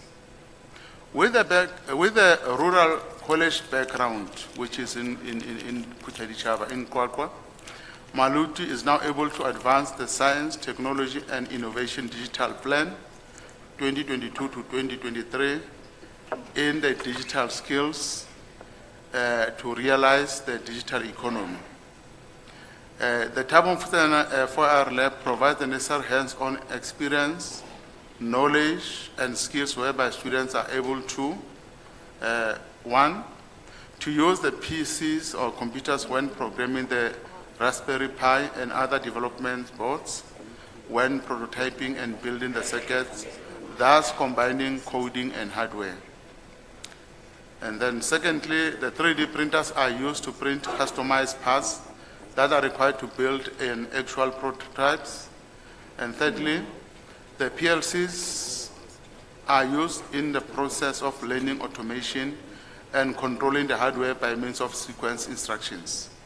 Today, we have brought along the resources like the Robotino, the 3D printing machine, and the virtual realities in the Maluti stalls, where the demonstrations and the hands-on experience, including further discussions with the experts, is available.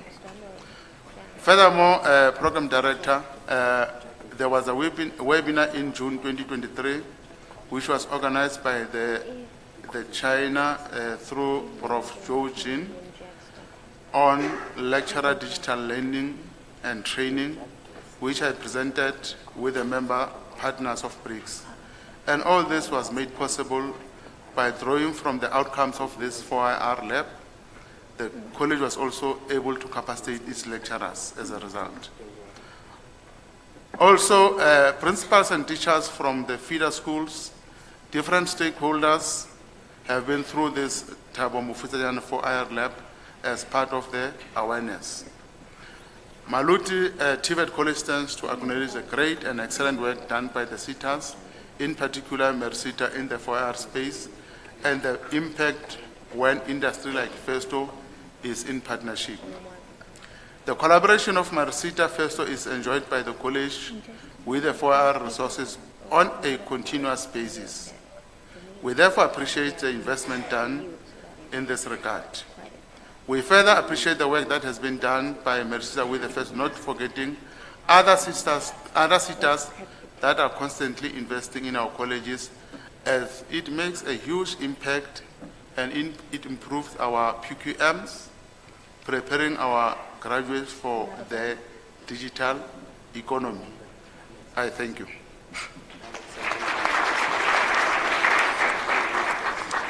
Ladies and gentlemen, let's give another big round of applause to Mr. Tsotetsi, who is the acting principal of Maluti TVET College. You'll understand, ladies and gentlemen, that I am standing between the rock and a hard place when it comes to directing the program. Imagine you come home and you tell the breadwinner to move out of the house. It becomes very difficult. So when the CEOs were speaking, I was saying, hey, can I really say, CEO, stop now? It was very tough.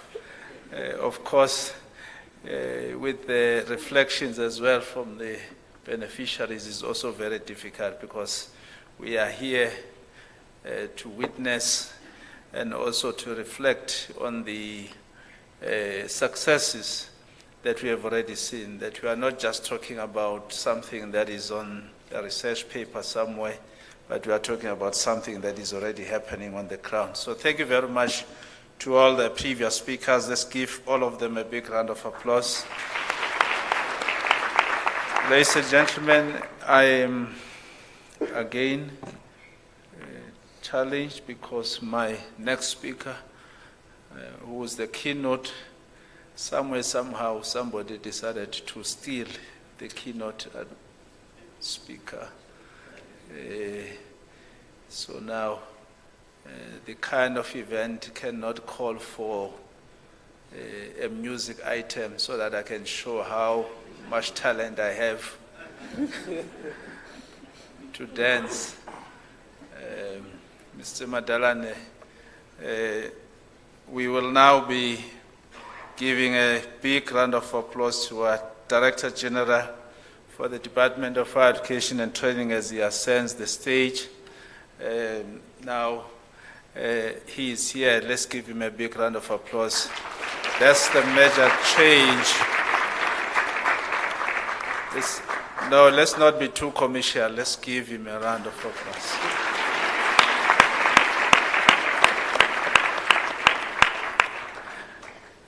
The Director General of the department does not really need any introduction. We all know him in the space of education, not just in the post-school education, but also basic education. As a former head of the department in the KwaZulu-Natal Department of Education, having moved to higher education and training as well, becoming the DDG for planning, and after that moving to the state-owned enterprises. He's been at PRASA and other private entities where he served before he became the Director General. In terms of his education, I'm not going to go there. He has a PhD, that's all I know, and that's why he's called Dr. Kosenati Patrick Sishi. Let's welcome him on stage, ladies and gentlemen.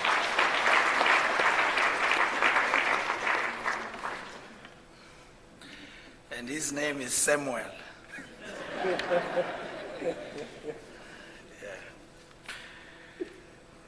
Program Director and the DDG, Mr. Samuel Zungu. We heard about water. We'll talk about that another time.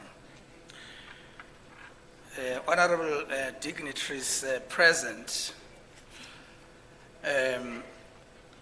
amongst the dignitaries present here today, there are chief executive officers of all our SETAs, and there are young people here, and I do wish that our CEOs are out there as the face of our sector. We need to know them. May I request that Mrs. Nombulelo Ngesi, the CEO for DIGITISATION, stand wherever she is. I will say something after that. Just remain standing.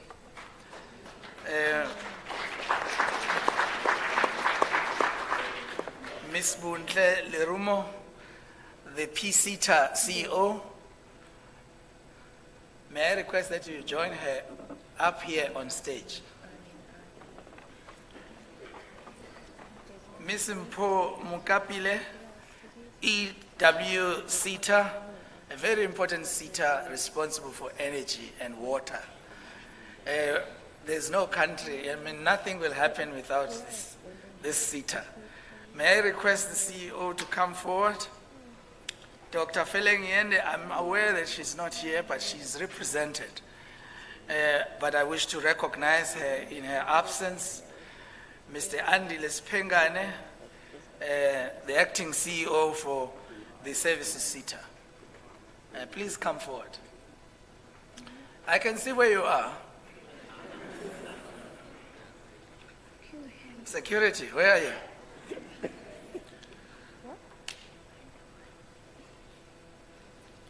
Mr. Naftali Mkhutsane, Mayor Sita, Acting CEO, Mr. Max Chibela, the CEO for Cat Sita, is here with us. Mr. Ibert Mashabane, the CEO for Bank Sita, Mr. Sinaem Kidi, representing Food Bev, please come back. Mr. Bonkosi Mtombeni, representing Insurance Sita, I know Kuku is not here.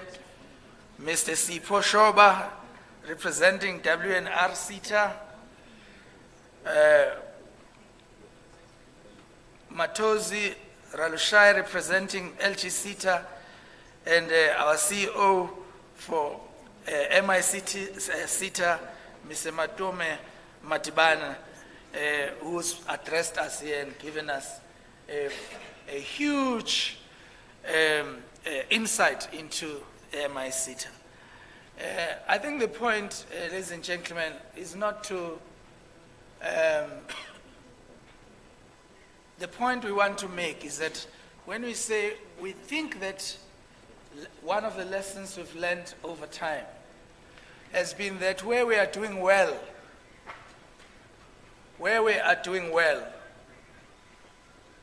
the impact is not big enough.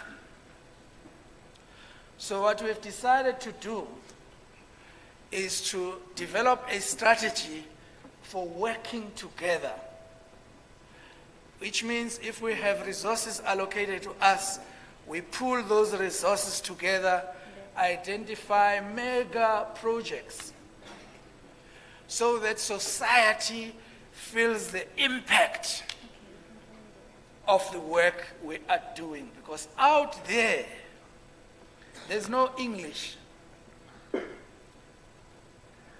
There are 5, I call them quintable challenges of South Africa: gender-based violence, femicide, poverty, unemployment, and inequality.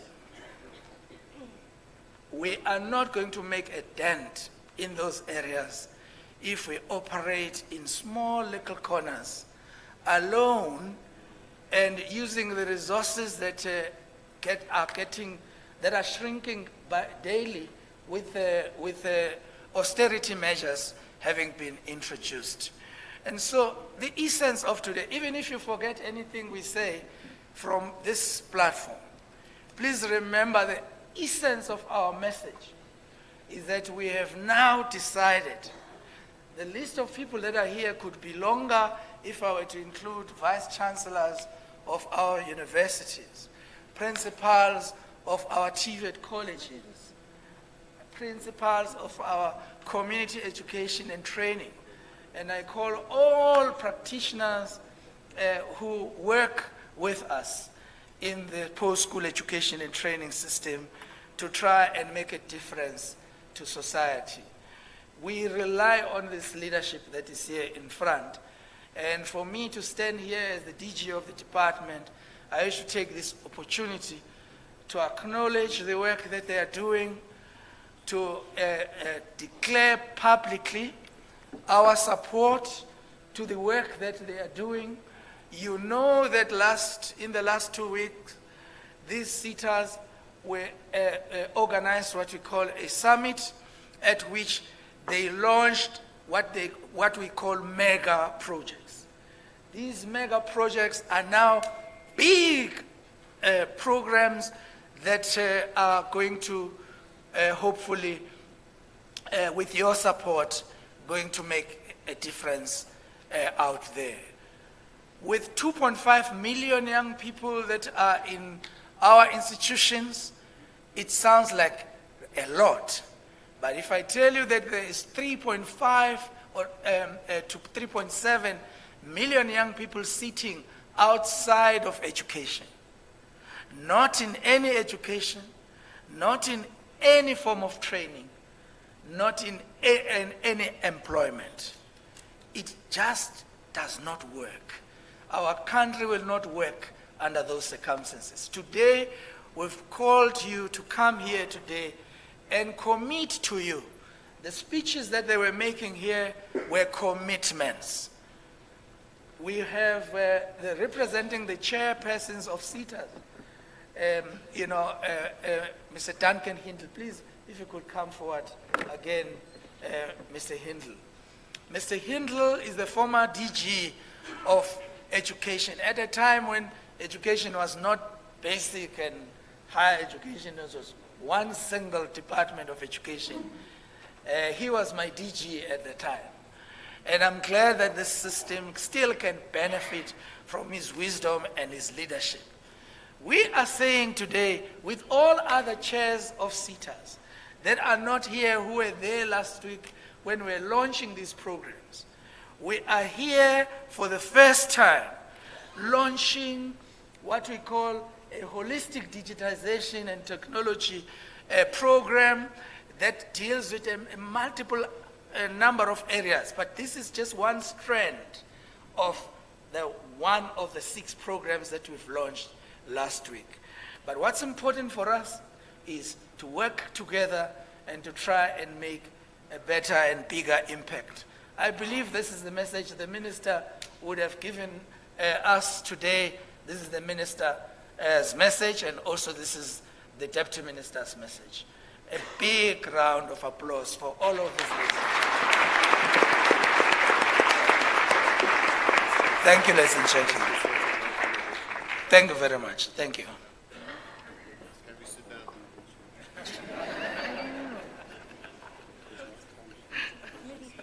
It's very difficult to lead such people, ladies and gentlemen, but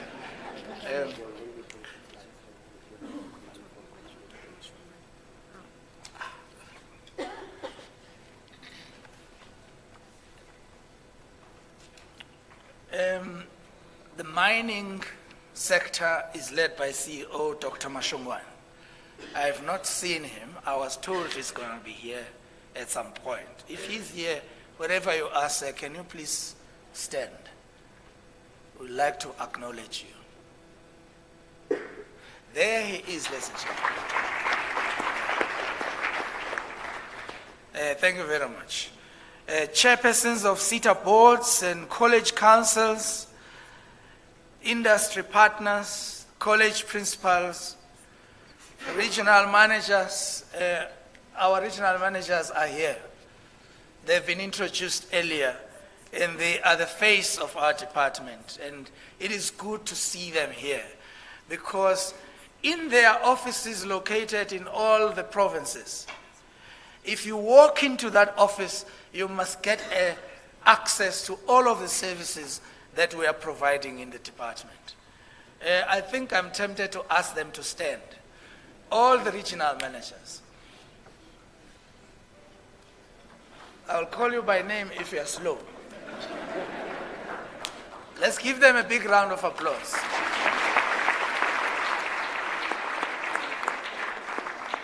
The whole idea is that government must not stay in Pretoria, 123 Francis Bard Street, but it must be where you live, next door to where the services are actually the most needed. And I think that's what we are committing to do, and we know that it's not going to be easy, but it's a commitment that we are making to all of you and to the public and to society as a whole. The principals of our colleges are here, and I was very happy that we introduced the principals, one of the principals here today. I don't want to be in trouble and start mentioning names, but it's good to have our principals here. Organized labor leadership, without our trade unions, we will just have to forget about labor peace. The fact that we've enjoyed labor peace over this period, it's not because there are no problems. It's not because there aren't issues. One of the colleagues who came here on stage reminded me that there are issues about salaries. You know, I don't want to pretend I didn't hear you say. I heard you. And I understand that comes from, and as a representative of SACPO, you represent principals, and we respect our principals, and we believe that some of our college principals are excellent and they're the best, they're amongst the best in the world. And so they deserve to be recognized for the work that we do. We will work together to deal with all of those issues. But right now, what is worrying me the most, what makes me not to sleep, is walking around in our townships, in our little villages and towns, and see young people out of work, out of any form of training, out of any form of employment, and this can't be accepted in a country like ours. It is therefore important for us to come together and share ideas about how best to deal with such issues as I have shared with you. There are officials in the department that have made this possible, starting with the DDG here, who's been calling me by my ID name. I don't know where he got that from, but we will talk later.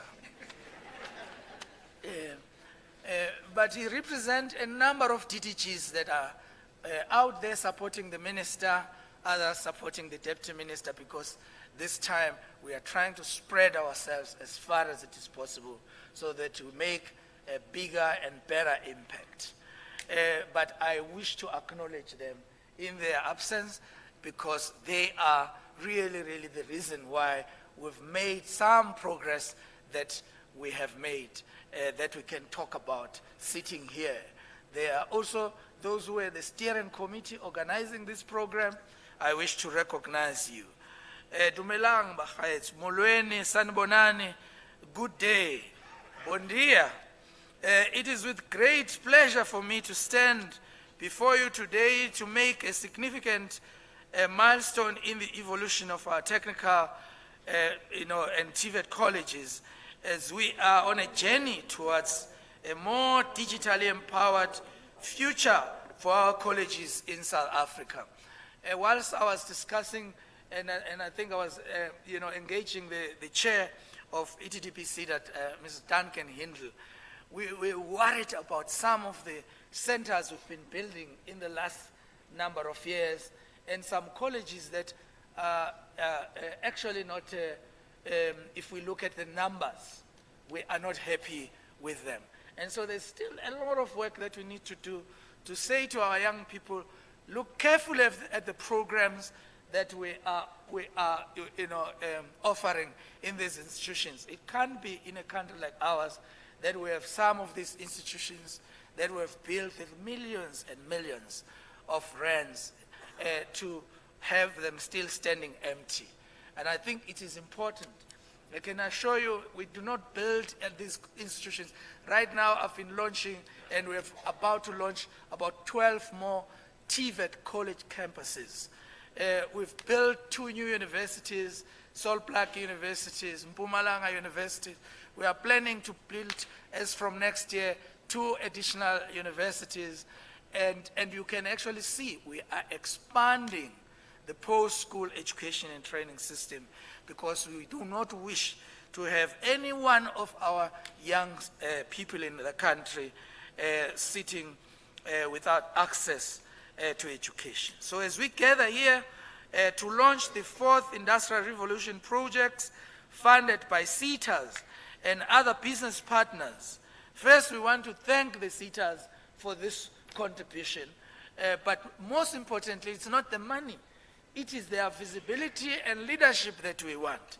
After you've given us those resources, we still need you to lead us so that we are able to make an impact that is necessary in society. And so I wish to thank you for the work that we are doing. The 4th Industrial Revolution is not merely a buzzword. It's a paradigm shift. It's an attempt to reshape our industries, our economies, our society around the world, utilizing technology and ensuring that through digitization we are able to achieve societal goals. Therefore, our colleges are now our platforms that must help us to keep the pace with this change and lead the charge in preparation for access to education by our youth and ensuring that we deal with challenges and opportunities and grab the opportunities that are made available by the digital age. One of the key benefits of an integrated fourth industrial revolution technology into TVET colleges is the enhancement of learning outcomes and skills development by leveraging cutting-edge tools such as artificial intelligence, robotics, and virtual reality. We can provide students with hands-on experience and practical skills that are directly relevant to the demands of the modern workplace. Last year I had an opportunity to visit some of the competitions, world skills competitions at which most of our young people were competing.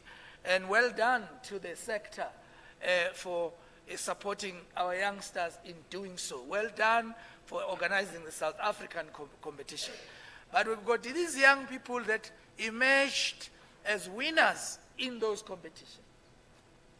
Normally in the past we would have these youngsters going to compete at the world stage. Now we are going to France.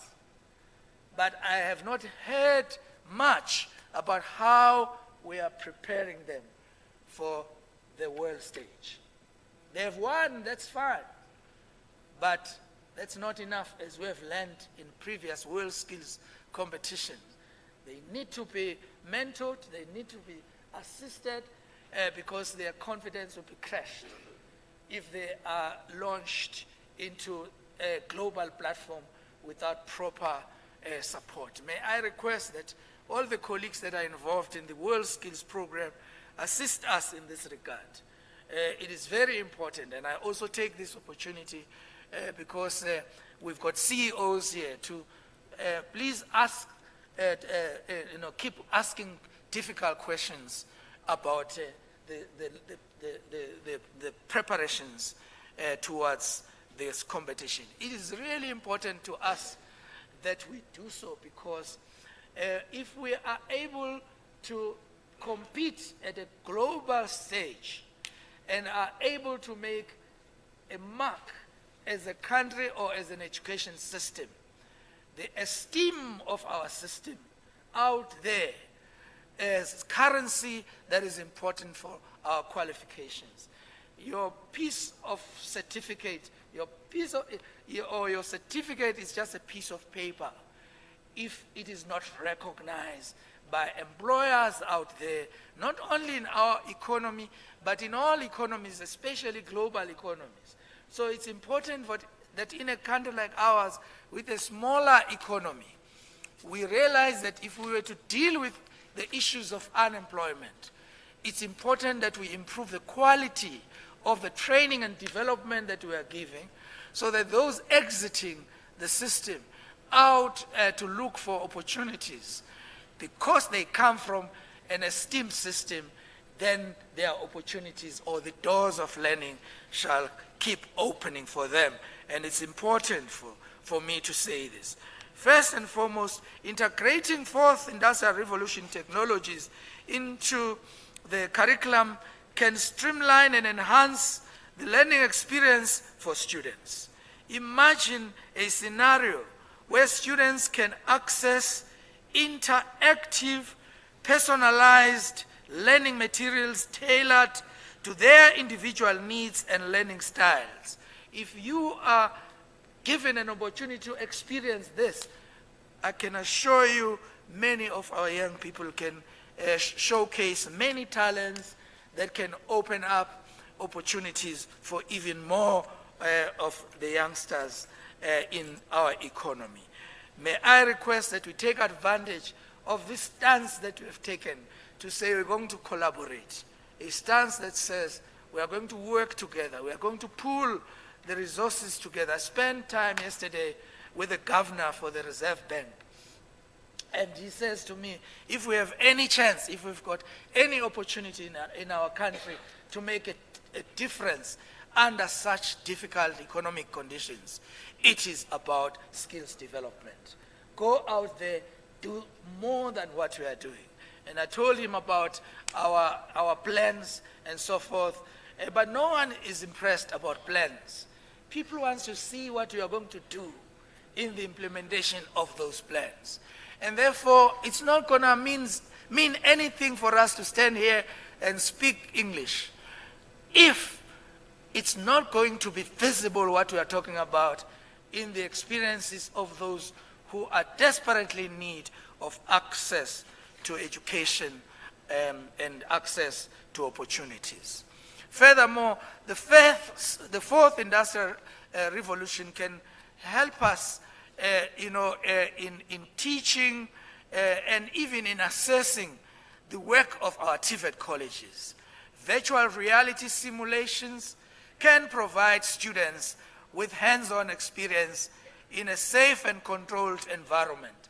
And I think it's important that we really take advantage of this angle, because if we do not have enough resources, simulations and virtual reality opportunities can actually bring realities closest to many of our young people.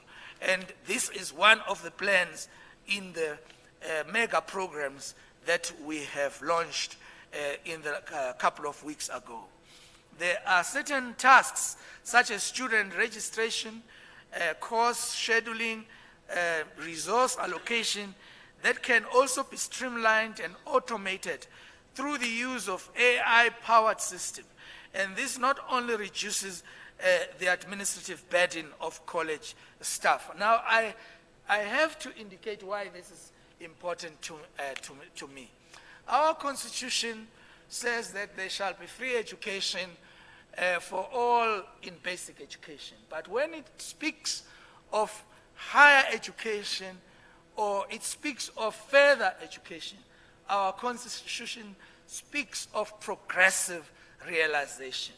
It speaks of it shall be made available as the state develops the capacity to do so, which therefore it means for us the task is to gradually, as we develop the capacity, create these opportunities, open new training and development centers, open new campuses of our institutions, taking them to the furthest areas where society is located, so that it is cheaper to get there, so that it is easier to get there, but where quality is comparable to quality you can access anywhere else in the country. And that is why technology is important for all of us. Back in 2020, our Honorable President, His Excellency Ramaphosa, in the State of the Nation's address, indicated the urgent need to develop capabilities in areas of science, technology, and innovation in order to take full advantage of the rapid technological change as the nation's prosperity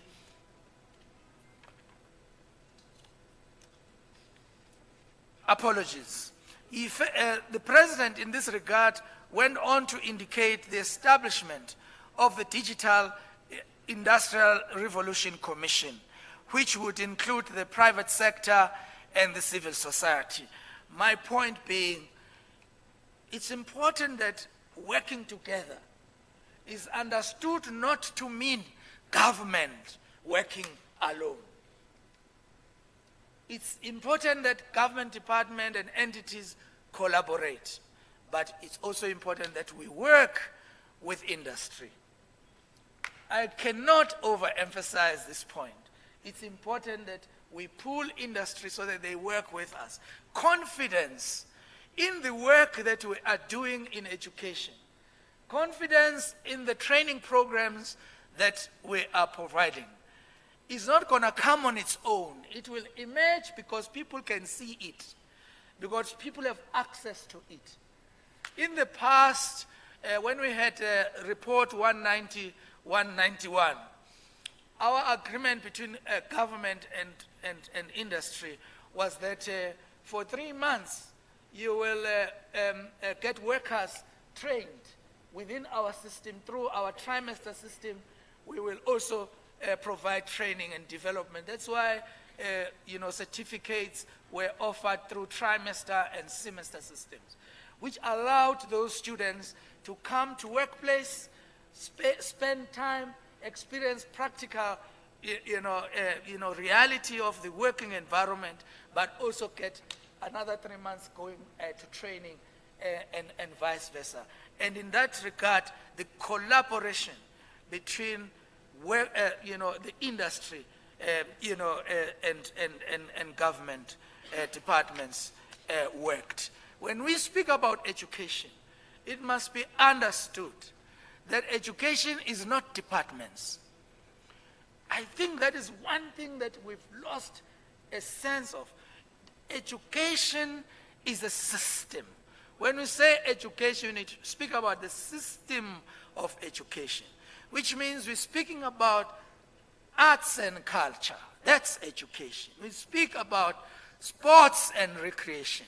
That's education. Science and innovation. We have the largest radio telescope in the Northern Cape through the square kilometer array.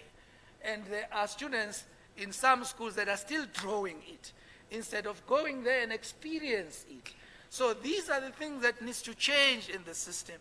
And this is because we are still operating in balkanized environments. And ours is to begin to work towards breaking those barriers and opening opportunities so that we can be advised, we can be supported in the work that we are doing. After the Presidential Commission had conducted some research and had done some analysis, they produced a report which I wish to share with you very briefly. A report that suggested that we needed to invest in human capacity. This is really important. If you were to go to countries like Singapore or any other country in Southeast Asia, most of those countries have no mineral resources at the scale that we see and have in Africa. But their economies are amongst the best in the world. Why is this so? It is because they have identified human capital as the most important resource in their countries. They value people. They invest in people. Those youngsters exit their own economies to go and earn currencies outside of their own countries, and they come back to invest that money back in their own economies, in their own countries. I visited some country in the Southeast Asia, and a taxi driver said to me, we value our people, and our wealth is our people. That is what came from someone taking me on a taxi from an airport to the conference center I was going. That also shows something about the level of education that society in other countries have. So that you understand when you say community education, we mean lifelong learning and development. When we say community education, we mean it's not just adult basic literacy, but it means if the last time you were at school was 5 years ago, it means right now you've gradually becoming illiterate, and therefore you need to keep updating your own skills level so that we are able to keep up with the demands of society. One of the areas that this report raised was that we need to build infrastructure and need to own significant 4IR infrastructure. We need to create platforms for citizen participation. We need to establish creative AI, big data analytics, blockchain, and cyber security. We need to redesign and align our skills ecosystem for agility necessary for the fourth industrial revolution learning. And we need to prioritize the coordination of components and systems within complete skills ecosystem to a new configuration which is fit for the purpose for the skills demand in our country. Now we've got this report. It's good to quote this report, but there's a purpose to, in the first place, that the President appointed this commission. And it means our duty is to look into this report and test our plans against the views that emerge from such a report so that we are able to close the gaps in our planning and so that we close the gap in our forecasting. In the last couple of years, we established what we call the labor market intelligence program. Because what we thought needs to happen in our country is that for us to guide our universities, to guide our colleges and our community education, and to guide our SETAs, it is important for us to go into the future where we aspire to see. See what it is that is located in that future, track backwards because we know where we are taking the system, and advise and guide our institutions. So every year we publish reports on scarce skills, and please look into those reports on scarce skills because they are updated every year so that our institutions update their curricular offerings, our institutions align themselves with new digitization strategies so that we are able to keep up with those that are ahead of us. This research is available. If you go to our website and look at what we call LMIP portal, which is Labor Market Intelligence Program, there is a portal there which have research papers that have been produced by some of our best scholars that speaks into areas of your interests. And if you look into that, you will not repeat work that already has been done. Instead, you'll use it as a stepping stone to lift yourself to a next level of work that still needs to be done. The World Bank has established that about 65% of our children entering primary school today will ultimately end up working in completely new jobs that don't exist yet. We need to pay attention to this, that we are established institutions, but many of the people that are in these institutions, by the time they graduate, they will be competent in areas where jobs for that are no longer existing. So the change is not in the future. The change is now. It's important that we do so. There are people who must speak about this. Leaders in our education and sector. Don't keep quiet in the spaces that you are leading. Regional managers, CEOs of our SETAs, vice chancellors of our universities. Speak to our young people to choose their career paths correctly, understanding the needs of our country. It is not correct that we keep teaching our youngsters based on the programs that in which our lecturers are competent to teach, and not what is the needs of the country and the needs of our students. I think this is really, really important. Partnerships are important. I think all of us have heard about this one. Partnerships are important. But I don't think that we know how to establish partnerships because it has not worked. For example, I've attended summits where we say now we call a summit, but I see us only. we keep circulating ideas amongst ourselves, the same ideas, such that there is nothing new anymore, because we've heard about it before. And it's going to be like that for many years if we do not establish stronger partnerships, especially global partnerships. My office is busy with an analysis of overseas travel by officials, just to get a sense of what do we do when we get there? What do we do with what we learn when we get back to our country? Or we just write in our CVs that I also have been in that country and in that other country. And that does not get into the curriculum frameworks that we are developing so that they start shaping these issues. I think many people are tired of us now. They're tired of all of this repetition, trying to self-sustain. You know, systems are trying to sustain themselves.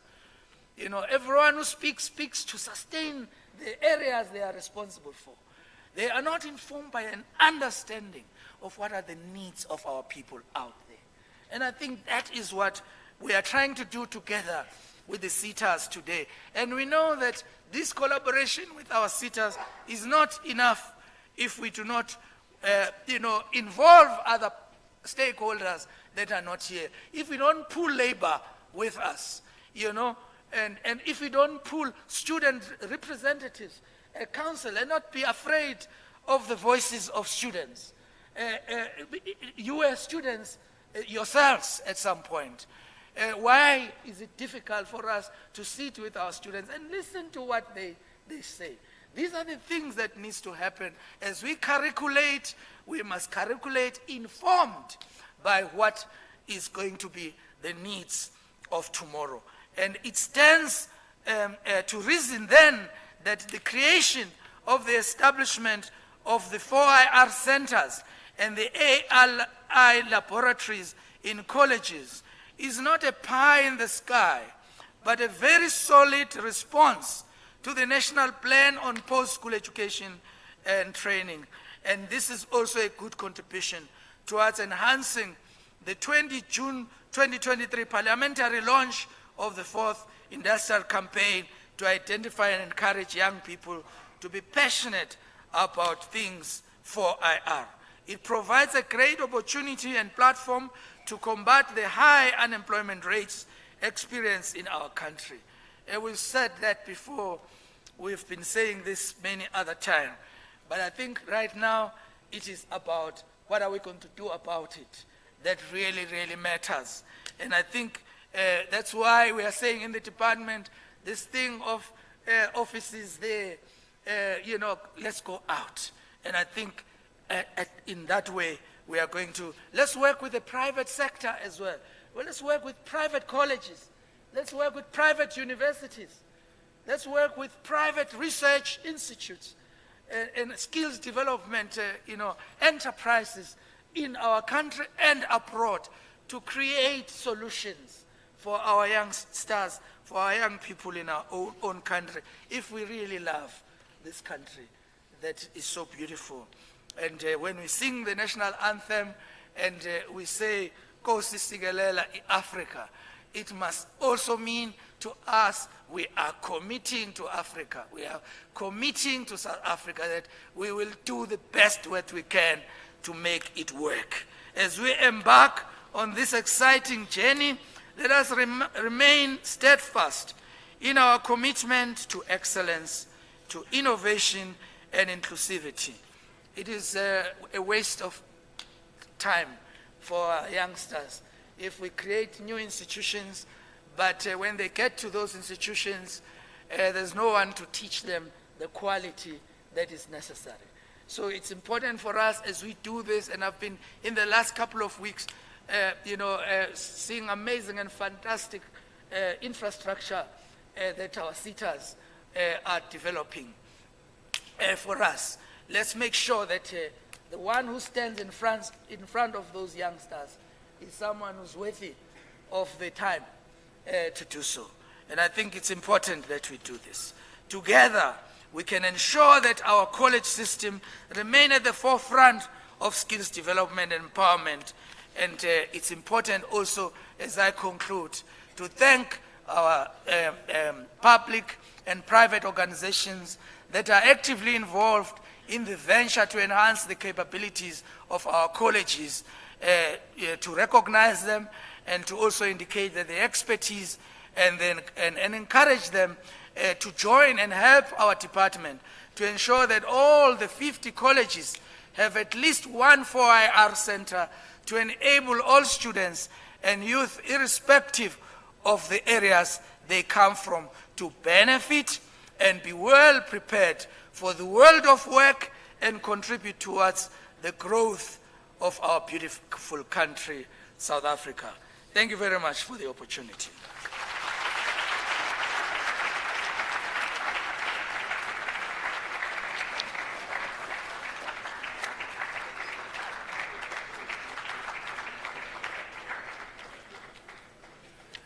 Let's give another big round of applause for Director General,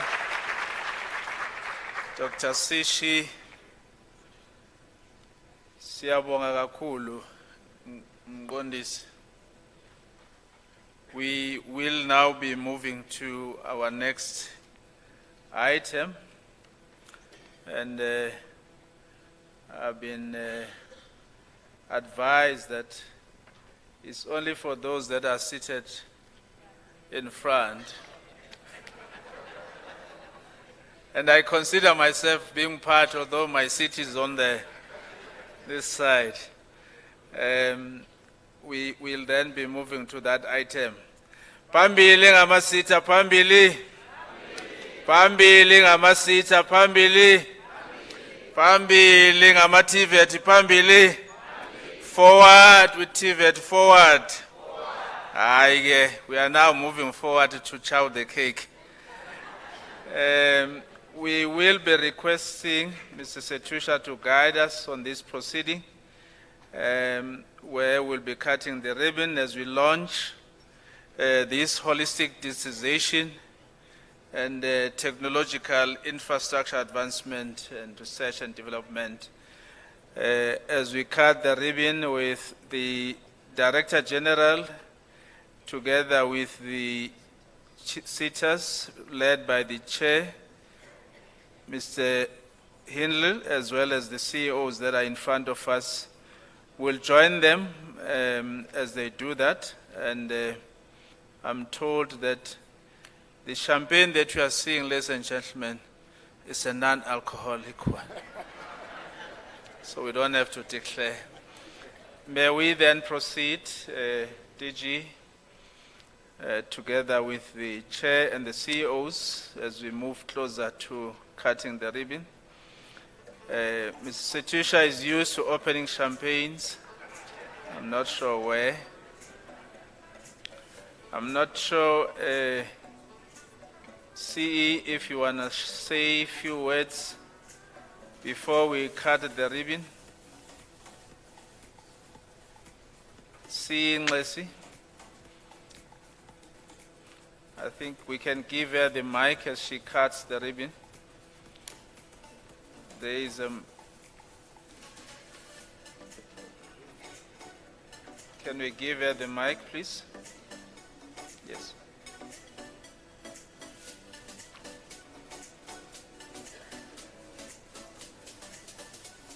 Once more, thank you very much, DDG.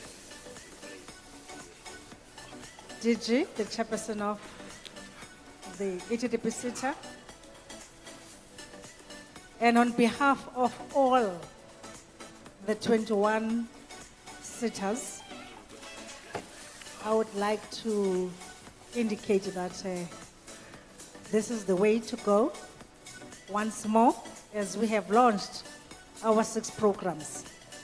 This is the first program that we are demonstrating this commitment.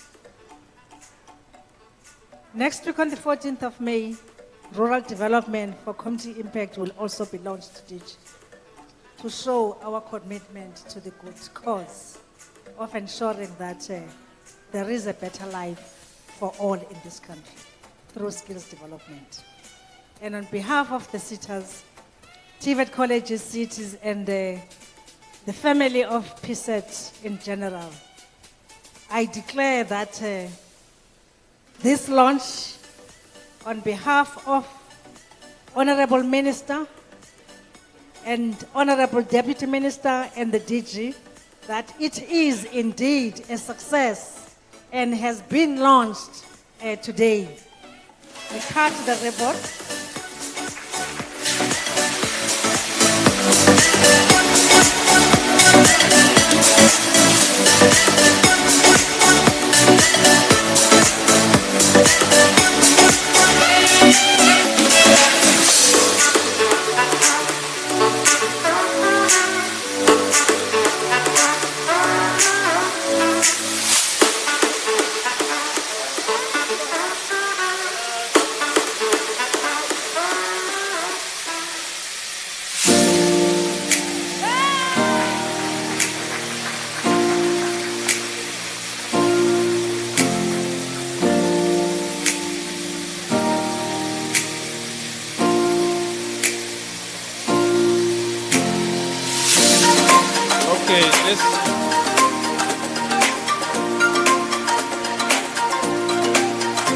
Let's enjoy the champagne. Okay.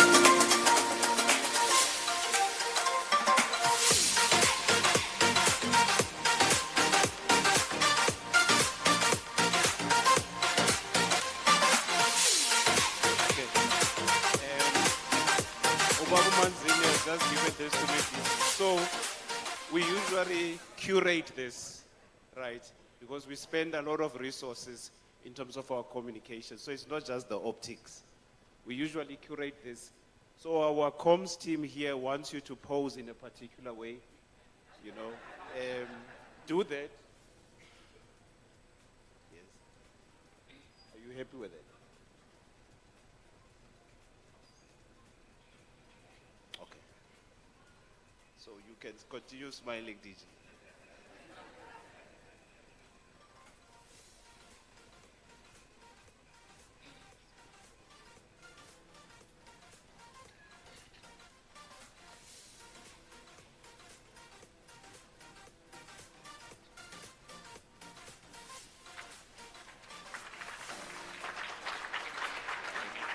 Yabonga, thanks. Thank you, Sembele. He is the minister's spokesperson, so he wanted to make sure that we capture this moment very well. I think we can then drink to this. There's no jolly good fellow. We'll just have a toast to this on the count of 3, 2, 1. Cheers to the mega 4th Industrial Revolution launch. You can drink with us, ladies and gentlemen. Thank you so much. This part is now done. We will then proceed, ladies and gentlemen, with our next item.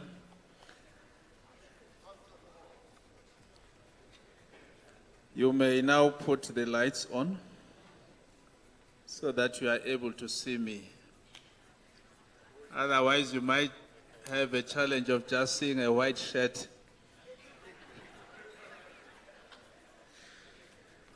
The next item, as we move closer towards the end of our program, ladies and gentlemen, is actually the vote of thanks, which should be delivered not by our Deputy Director General for Skills, Mr. Mvalo, but it will be delivered by Dr. Balkrishan, who is the Regional Manager for Mpumalanga and Northwest, but he is also part of the committee on the 4IR. Ladies and gentlemen, may you all give yourselves a very big round of applause for being such a great audience.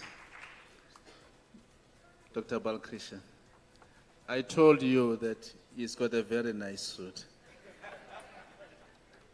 I hope you will see what I mean. Over to you, sir. Thank you so much, Program Director. I hope the videographer can zoom into DDG Zungu's shoes, because that is an exhibition all on its own.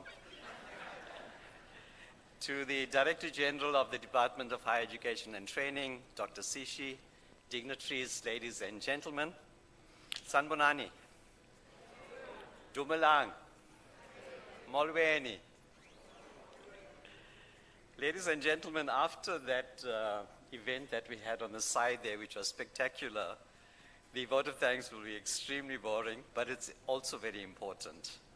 On behalf of the Department of Higher Education and Training and the CSIRs, I wish to extend my heartfelt gratitude to each and every one of you for your invaluable contributions to making this Make a Launch event for the TVET sector a resounding success. Can we put our hands together for that? Today we have gathered here to celebrate the transformative power of technology in enhancing the efficiency and effectiveness of our educational institutions through strategic collaboration. This collaboration is essential if we want to make a meaningful impact on the communities we serve, especially the poor and the working class.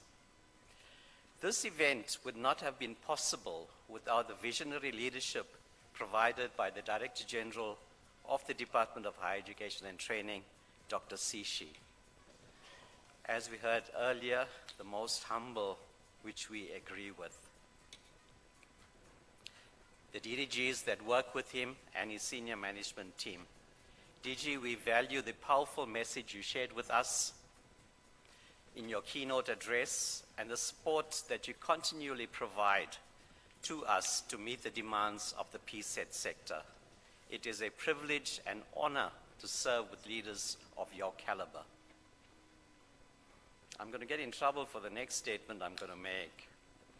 The brainchild behind this event is the CEO of the ETDP CETA, Mr. Nesi, who wanted to celebrate the various 4IR interventions made not only by the ETDP CETA, but all the CETAs in a collaborative manner. CEO, your view on the importance of collaboration is inspirational. We also want to thank all CETA CEOs, their boards, and management for the invaluable support they provide to our institutions. When the DG called the CETA CEOs up on stage, I thought how appropriate and special, because the recognition was well-deserved. We also express our deepest appreciation to our distinguished speakers. Your expertise and examples of interventions have illuminated the path towards a more technologically empowered future for TVET colleges. Your willingness to share your knowledge and experiences has undoubtedly inspired all of us present here today. Thank you also to our beloved students who shared their experiences of the impact of the various interventions by the CETAs. When they spoke, it was really touching. To our business partners for their overwhelming support. The success of our institutions depends to a large extent on successful partnerships, as the DG explained earlier. Your contributions have made it possible for us to reach a wider audience and make a meaningful impact in the field of education. We are also grateful to our college principals who are in attendance with their students and staff and the support that they provided to this event. Tishi, I fully agree with you. Your college principals are phenomenal. I'm not linking it to any salary, but they are phenomenal. They provide exceptional support whenever called upon. As an example, DG, when we needed transport to bring our students here to this event, one of your college principals who's part of the committee immediately indicated, I think I can mention her name, Ms. Lekani from VMB College, the principal. She immediately indicated she will provide 2 buses and they will pick up students from wherever they are in the locality and bring it to this function. So that is just one example of the support that we receive from our college principals. We also want to thank our college principals for their management of embracing technology and setting plans in place to optimally utilize technology. We also want to say thank you to the school and TVET students who made time to be with us. We hope that the presentations and exhibitions will inspire you towards technology-related careers. I also want to extend our sincere thanks to you, ladies and gentlemen, the participants who have taken time off to join us at this inaugural event. Your presence here underscores the importance of collaboration and collective action in driving positive change in our educational landscape. A special word of gratitude goes out to the organizing committee, who have worked tirelessly behind the scenes to ensure that every aspect of this event ran smoothly. Your dedication, attention to detail, and commitment to excellence have been instrumental in bringing our vision to life and creating a memorable experience for all. DG was part of this organizing committee, and every Tuesday and Friday at 7:30 before we started work, this committee met and they went through all the activities that had to be done in order to have a successful event. To our outstanding program director, my boss, DDG Zungu, thank you for directing the program in an exceptional manner, especially your witty sense of humor. You were excellent as usual. No applause?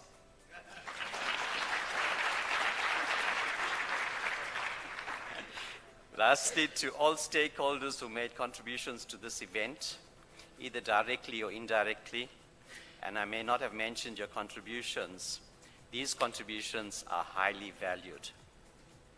As we reflect on the insights gained and connections made during this event, let us carry forward the spirit of collaboration, innovation, and inclusivity in our ongoing efforts to harness the power of technology for the betterment of the TVET colleges and the communities they serve. Let us continue to work towards a future where technology serves as a catalyst for positive change and empowerment in education. I thank you.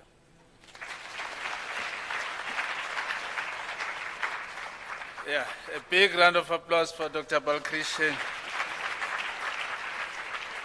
And he thinks that I'm going to give him some performance points for saying I was a good program director. And he's forgetting that I did this under duress. Ladies and gentlemen, I think you've been a wonderful audience, and it's been great being with you. In terms of the time, I think we've done very well. All in all, we're supposed to conclude the program at 3 p.m.